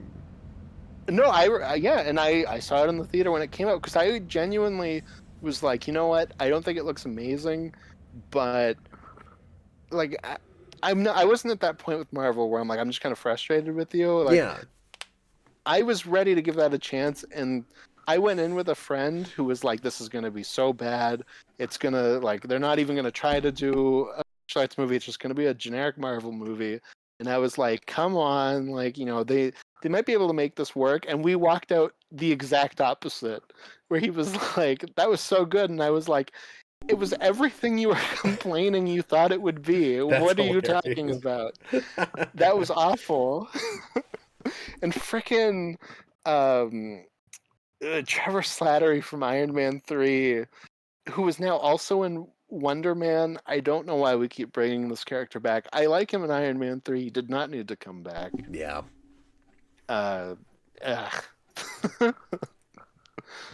Anyways, I could just go on and on. It does feel like... And it's kind of ironic that he hasn't gotten to do anything else since then. I think that's one of the reasons that I keep kind of forgetting about that movie is Shang-Chi is set up to be a big major like next Avengers character, and obviously we haven't even put another Avengers team together again until Thunderbolts, if you want to count that. And yeah, I think it doesn't bode well when your movie doesn't believe enough in its protagonist that it has to keep kind of begging you to like him and like just screaming at you about how cool he is. Like, it doesn't feel like he's allowed to stand on his own. To your point about the rings, like it well, that and it's got it seems that, like it's overcompensating a lot. Where I don't know. It's got that overbloated, like, everyone in the supporting cast has to do something by the end. So I also think Shang-Chi gets completely lost in the climax of his own movie. Like, it's just so overblown by the end. It's got an awful third act. It's also weird. Tell me if you agree with this. In an odd way, it's got... And I mean, like, I think Eternals is a better movie than this. I'm not comparing them as far as quality goes, but the history of this, it almost has the Eternals thing where it's like, it's the, for them anyway, and not throwing shade at these characters, but it's like the secondary poor man's version of the character they would rather be doing. It's like we can't do Iron Fist because we made a TV show, and so they're like, what else do we have? And so they have to do Shang-Chi. Like I think that would have been Iron Fist if they hadn't made a TV show. See, I don't agree, just because I think very, very cynically, Marvel went, Black Panther did huge, and it was like this big and it's got to cultural be moment. the Chinese guy, yeah. China we make so much money from China. We have to do Black Panther for China, and it did not work out in any way and got banned from China. Because you also have to remember that movie and Mulan come out like maybe like a couple months apart. Like they're like a 21, 22, I think. Like they're making those like side by side, like close to. So like, I've always seen that as a very cynical. Mulan like came Disney out was like, during lockdown, where like that didn't even go to the theater, and everybody had to watch it. You remember that? That was. I could be wrong. That could be 2020, but I've always kind of seen those as like linked. But Shang-Chi also gets delayed a lot. Yeah, So, but Shang-Chi came out. I thought that was even pre-COVID, but maybe not. no, Shang-Chi is the same year as No Way Home and Eternals. Because I remember people were like, "Oh man, Eternals is such a bad bust for them," but Shang-Chi was, did really well for them, and I was like, "Did it?" Like they both made about the same amount of money. Like I don't know. Like I feel like they're both kind of underperformed, and I feel. I mean, who knows? Because you get stuff like Doctor Strange where it's taken so long, but I do feel like how long it's taken to do anything else with Shang-Chi, and the fact that when they announced stuff like Kang Dynasty, one of the movies titles that they had registered at that point was the Shang-Chi title, and they just never announced it. I do kind of feel like they went, it underperformed. Let's kind of just make him a side character now. But I could be wrong. Maybe they'll eventually make it. I don't think they will. Because I don't either. But I'm just saying, like, for people who think I'm being too cynical there, I don't think you are. There's a bone for you, but there you go. Yeah, and I mean, like, obviously, you really dislike that movie, so that people might feel like that's kind of coloring your opinion of the history of it. But keep this in mind too. That movie in, especially some online circles that I've seen, has a reputation because it's the first MCU movie that had so much merch that wouldn't move. And it's got a reputation for that. Mm-hmm. Yeah. Like, I hear about that a lot, where, like, to this day, we're talking 5 years later, there's still Shang-Chi stuff sitting on the shelves at outlet places like Ollie's. And, like, I still hear about this, where, like, they get made fun of for that constantly. And that's true now of, like, even Black Panther 2, which did okay at the box office, they couldn't move merchandise for it. Like, there's a few movies like this. Shang-Chi in Eternals too. Those more so. Those were those were the two big ones, like the first big MCU things where they couldn't move toys and stuff. Mm-hmm. And so and from people saying like, Shang-Chi didn't do that bad. I'm not saying Shang-Chi bombed. I'm just saying, like, I don't think it does spectacular. Like, I think it's very, like I said, I would say more like underperformed. And I don't think anybody remembers it. Okay. Yeah, no, I think it would be especially weird to make that sequel now. It's not like Doctor Strange where it did well and everybody remembers that character and he keeps showing up in movies. It's like you suddenly make a when he shows up in Doomsday, people are gonna be like, "Oh yeah, I forgot about that guy." Mm-hmm. That's totally gonna happen. Yeah, no, absolutely, and I think fans of this stuff really like Shang-Chi because, like, I do hear it come up in like our kind of circles, and like that was a big part of why a lot of people were excited for that director going on to do Spider-Man. But like, I think overall, I don't think the general audience cares. But I could be wrong. No, like you said, I don't think so either. I'm biased. Yeah, I mean, I didn't feel strongly about it like you did. Mm-hmm. But I don't think people remember it. Yeah, for sure. What is your number 12? Now, to be fair, it also doesn't help that people were inundated with so much oversaturation at that time. Yeah. With and all that's, the Disney part Plus of stuff, their... and like their strategy does not hurt or does not help a mediocre movie. Mm-hmm. Yeah, absolutely. What is your number 12? My 12 is another movie that you've not seen, that I have to admit I had a lot of fun writing about when I did the rewind on this, but I mean it's just bad. And the only reason that I would have ever even thought to watch this is just because I was trying to watch every superhero movie and review them. So like this is a thing that, obviously isn't for me, that like I never would have thought to look at, and it is in a weird way in a similar camp as a Thunder Force, in that it's obscure and most people aren't going to think to go out of their way to look at it. And it's also in a franchise of a bunch of other crappy releases like this, like a superhero movie. My 12 is Super Buddies, which was a... I did not expect this to make your list. Okay. Yeah, it's... In my mind, just with my history with these things, that movie is notorious. I don't think it actually is notorious. It is for me. See, I feel like if I had to guess, if you were like, okay, just so you know, Super Buddies is on my list, where do you think it will be? I'm like, I don't know, probably like 50, because who cares about Super Buddies? It just is objectively one of the worst things I've ever had to sit through, but it's hilarious. Fair enough. It's probably too high just because, again, it's one of those things where it's like, where do I put it with how upset I am with a thing versus how just objectively terrible it is? This one gets this high because of how objectively terrible it is. Super Buddies to you is Shang-Chi to me. You are incredibly pissed to this day about... I'm not, though, is the thing. I just think it's that bad. You're like, look, I was such a huge fan of Spy Buddies, and then this one came out and completely obliterated the continuity of all of my buddy pals.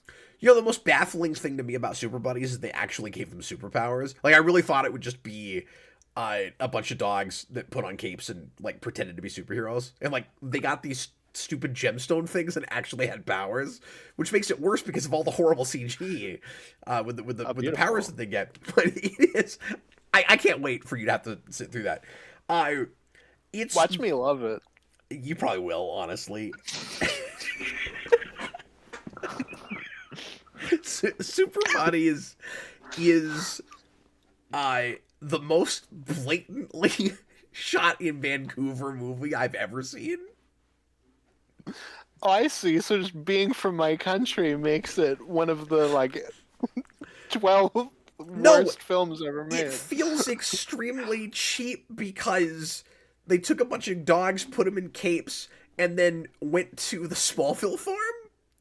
And so I'm just distracted the whole movie because they're just on the Smallville farm. Yeah. It's really funny. I haven't seen that in a long time, admittedly, but there's a bunch of stuff that just did not make any sense, and it's horrible. But it is funny bad, but it is objectively one of the worst movies I've ever seen. I'm just in such disbelief. I can't believe number 12 of your top 50 worst superhero films is Super Buddies. I never could have called that. That's so funny. Well, go back to my rewind on it, and then you won't be as surprised, I think. But yeah, no, fair enough. I mean, I don't know anything about Super Buddies. It did stick with me as, I don't know, being really bad. But like I said, it was fun. It was fun to write about. So I probably put it too high, but this is one of those things where I ranked it a few weeks ago, and I'm second guessing some of my ranking. I always do that. If we don't get My Super Ex-Girlfriend is like number 1, and Super Buddy somehow made it to 12, I'm gonna be so shocked. I guess you'll just have to see. Okay, we're almost there. So. What is 11?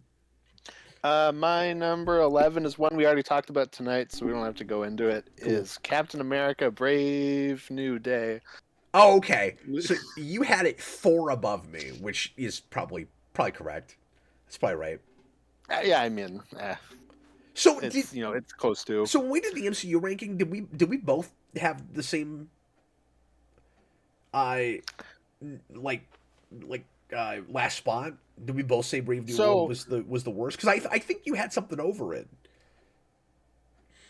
I can't remember. I still have another MCU movie, but it might have been my last on the MCU ranking. Honestly, I can't remember. No, but, I don't think it was.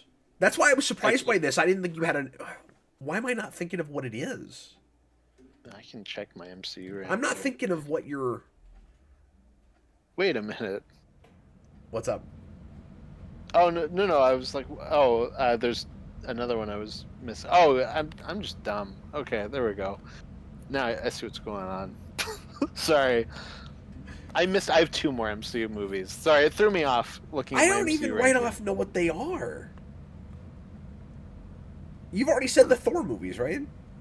Yep. Okay, we're talking about so many things. I'm just not thinking of everything right now. It's okay. Wow. Interesting. Okay. I don't think it's going to be Black Panther 2. No.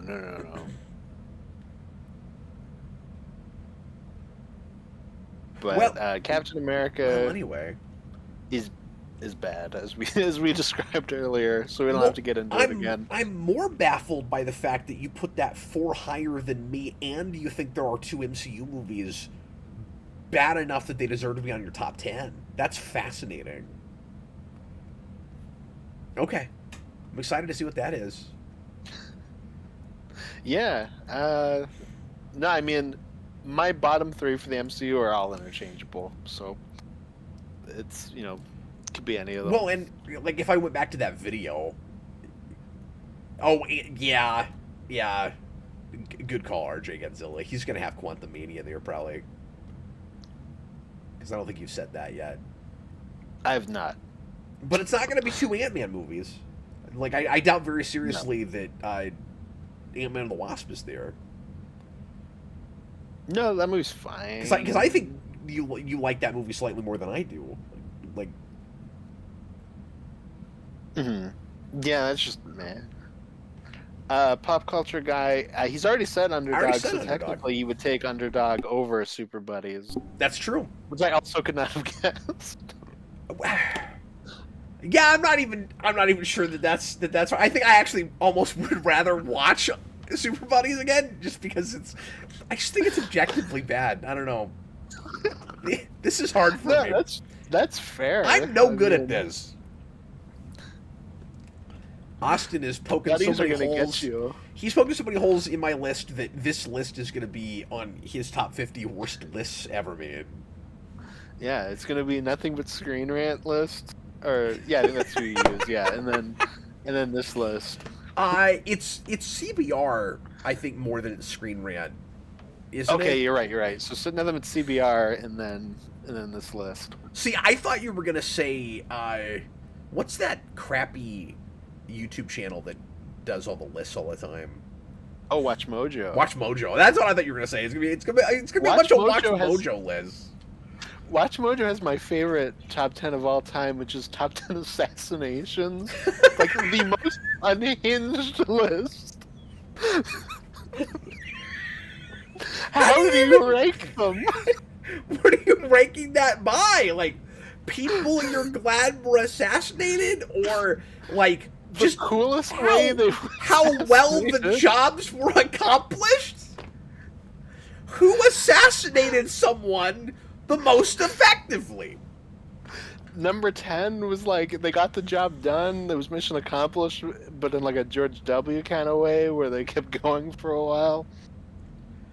Yeah, RJ Godzilla, he just threw me off so much that I was blanking on titles, but obviously Captain Marvel's going to be up there too. Those will be the 2. It'll be Quantumania, it'll be Captain Marvel, because he's already said the Marvels. That's true. And we know Austin said the Marvels. Hates Captain Marvel almost as much as I don't know. I was gonna Life say like itself. I hated Blockbuster as a kid. I don't know. I was trying to make some kind of joke. Almost as much as you hate the Super Buddies and all those dogs in Super Buddies, and how you're glad that all the dogs in Super Buddies are probably dead at this point. It's funny because like most of these that are this high, it's because I hate them. I don't even know if I hate Super Buddies. It's just bad. I don't know. But That's what makes it funny. Just like I just imagining you like seething, like, oh man, Super Buddies. my 11 is a movie that I hate. That we talked about, obviously linked with DCU Mania. Now I don't know that this might actually be the one exception where it's not any higher because of DCU Mania, because I just already hated this movie that much. You know what it is. I'm pretty sure, yeah. Yeah. It's Birds of Prey. Wow, you got it higher. That's amazing. How did you put that? Because, like, I think I've got more vitriol about that movie than you do. Birds of Prey to me is Super Buddies to you. Like, I have a deep loathing hatred for it. See, I thought I was more mad about it than you because of like my appreciation for that property. Like we maybe would both agree that it's bad for the same annoyed reasons, about it for different, but we're mad about it for different reasons. Yeah, for different reasons. Yeah, like I'm more annoyed because I don't like Harley Quinn and I find it really annoying, while you're more annoyed because of the Birds of Prey side of it. Yeah, I'm more annoyed that I had to watch Margot Robbie be that legitimately sexually aroused by an egg sandwich, and I did not want to have to see that. And we had some people in the audience that really liked that movie that were hoping that another watch of it would turn me around, and it just didn't. And I still think that movie is kind of, I don't know. I know I say mean-spirited a lot, but I have that with some of that.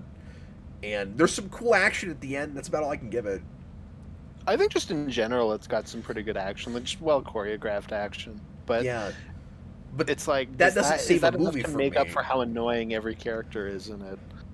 Yeah, I don't know. I just couldn't find anything to latch onto. I kind of hated everybody, and it's another kind of baffling live action script film. and... Black Mask, like, yeah, that's rough. And again, I mentioned this like a million times when we did the Mania, but I think it's like trying to be I, Tonya so hard, and like doesn't understand why that movie worked, as well as trying really hard to be Suicide Squad, which is awkward because that is a film forced into that, while this is doing it right out the get-go. Yeah, that's true too. That remains. I know we talked about this when we did the Weird Developments series. Like, that is the strangest trilogy. Yeah, absolutely. Of movies, the DCEU Harley Quinn trilogy, which people probably don't think of a lot as a trilogy, but it technically sort of is. Mm-hmm. You get a soft reboot at the end, but it sort of is. Yeah. Well, that has something that is like one of the things in a superhero film that I make fun of the most, which is Harley Quinn's narration, where we keep cutting to scenes that we haven't like had any establishment for, and then what was I gonna say? Then sorry, I got distracted for a second, and then Harley in her narration is like, "Oh, I'm sorry, I forgot to explain that.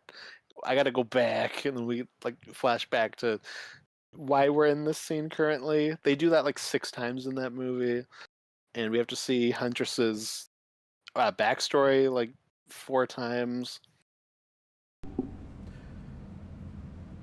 Yeah, and Harley Quinn had already become too much like DC's Deadpool in the comics, and that movie like is really doing that. Mm-hmm. Yeah. Yeah, exactly. Pop Culture Guy claims that Watch Mojo did not make that assassination video.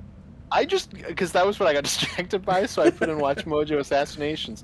We got I guess it's not technically a top 10. It's just 10 assassinations in history, but like it's still in that format. That's So, like, it's still kind of weird. I like at least they didn't say top assassin, but like yeah, it's the only thing is they just took top out of the title. Like, it's still the top 10 assassinations. and then what is the point of that video at that point where they're like, we're just making lists of tens of things? Yeah. They also have multiple assassination videos when I YouTubed it. So, I stand by this. Okay, great. I think I made the same point in that series I mentioned. He said the Harley Quinn trilogy is similar to the Wolverine trilogy, going from bad to great.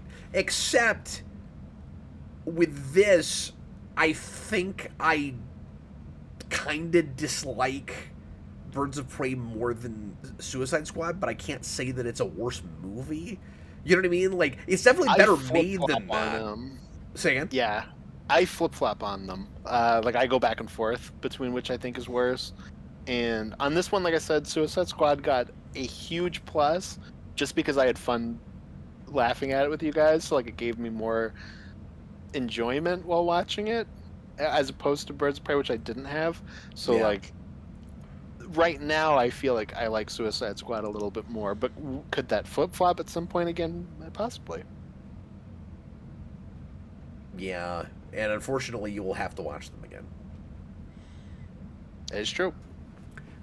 Ghost Bubbles. Captain's top most hated woods, brought to you by Watch Mojo. I don't know if I can come up with 10. I should make a ranked list of woods. But, you know, there are some movies with woods where it's just appropriate that we're in the woods. Like, I'm not going to knock Predator for woods. I don't know. Like that. Like I feel like you're like, ah. I think that is the reason it took me so long to finally watch Predator, though. Like, I didn't see Predator for the longest time. Yeah. I think probably just because I don't like the woods. I don't like military things. What is typically. that? But The Lorax. that movie sucks. No, I'm not even talking about the movie, but with the Seuss book with the Lorax, I don't know if it was just like a logging company or what, but somebody made like a response book. I can't remember what it's called offhand. But I think we should just establish that Cap was the one who wrote that and wrote the book about how it's actually good to cut down trees. We should be logging the woods. The Lorax is dumb. Don't listen to him.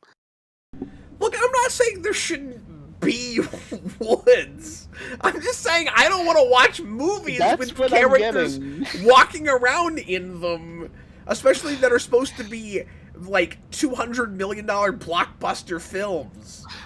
You're like, there should be no trees in this world, just cities and deserts. No, I just don't want blockbusters to feel like fan films. And fan films are shot in the woods. Yeah. You don't need your permits. Most hated place of all time. And yes. Second to the desert. How many trees are in Super Buddies? Because we might have a correlation here. I don't think there's a little bit of woods in that, maybe. I'm forgetting. Dogs like the woods. So it's possible. I can't read this entire name, so apologies, but we got a super chat from Nice Jewish something. I'm missing the rest of it. Nice Jewish Girl 67. Thank you. Why can't I read the rest of that? Fantastic. What is the... yeah, because that is a name I don't recognize. Welcome and thanks for the super chat. Top 10 best medical outbreaks. Watch Mojo make it happen. And again, how would you rank? Like, what are you ranking it by? Right? There's a lot of bizarre Watch Mojo videos. Number 4, the Black Plague. all right. Or like 10. Or like you make a top 10 list ranking like like monetary catastrophes. You're like number 3, the Irish potato famine. Like What are we doing? Number 2, the Great Depression. The Great Depression was one of the biggest ones. Well, if you're Brandon, number 2 is the Great Depression, and number 1 is the recession of 08. That's what I was getting at. Is that where you're... The number one is the 2008 recession. Because we had like a 15-minute argument on After Dark about whether the recession was worse than the Depression. Well. You guys had a great argument about it. I just sat back, ate popcorn, I and didn't say you're watched. part of it. I said we, as me and Brandon. I'm just making sure that people who weren't there for that know that I had no part of this and just 100% enjoyed the show. We got another super chat from Nice Jewish Girl. Appreciate it. Thanks a lot for the support. Another $10 super chat. Cap sees woods and thinks no, then gets out his chainsaw and takes matters into his own hands. Now I'm having flashbacks to the mania we did last year when we watched Texas Chainsaw Massacre. I was thinking that mixed with that scene in Tombstone where Kurt Russell's like, no, shooting people, but it's you cutting down trees. It is a fact don't understand. Cap's spirit animal is a beaver. No, man, I'm not like I don't want to ruin the environment. Okay, I saw Fern Gully when I was a kid. And you hate that movie. That's true. I don't like that movie. I don't want there to, again, let me reiterate. I don't want there to be no woods. I just don't want big superhero movies to take place there. Because there should be no woods. See, no wonder Cap hated the Avatar movies. Right? That was theme growing. That was definitely part of it. But see, that was live action Fern Gully, and Fern Gully sucks. Because it's about how you should save the tree. How do you explain that I liked Captain Planet as a child? How do you explain that? Because that's just generically, the environment's cool. He's not walking around going, trees are so cool. He's like the environment, dude. Yeah, but they have villains that are like evil loggers and stuff. You'd think that I would sympathize with them if your theory is correct. You relate to them more. That and Meg Ryan is a show. So it's the fact that the villains want to destroy the trees and Meg Ryan. Dude, if we ever do your stupid Meg Ryan mania, we'll have to watch an episode of Captain Planet. Right? I love that. We should do that. Okay, that's all of our 10 for this evening, right? We're at 3 hours again. Yes, that is correct.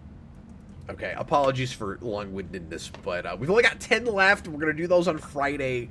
You'll be able to guess probably at least half of each of our lists by this point, if not better. Nice Jewish Girl says the top 10 wars. As a nice Jewish girl, I'm biased against World War II.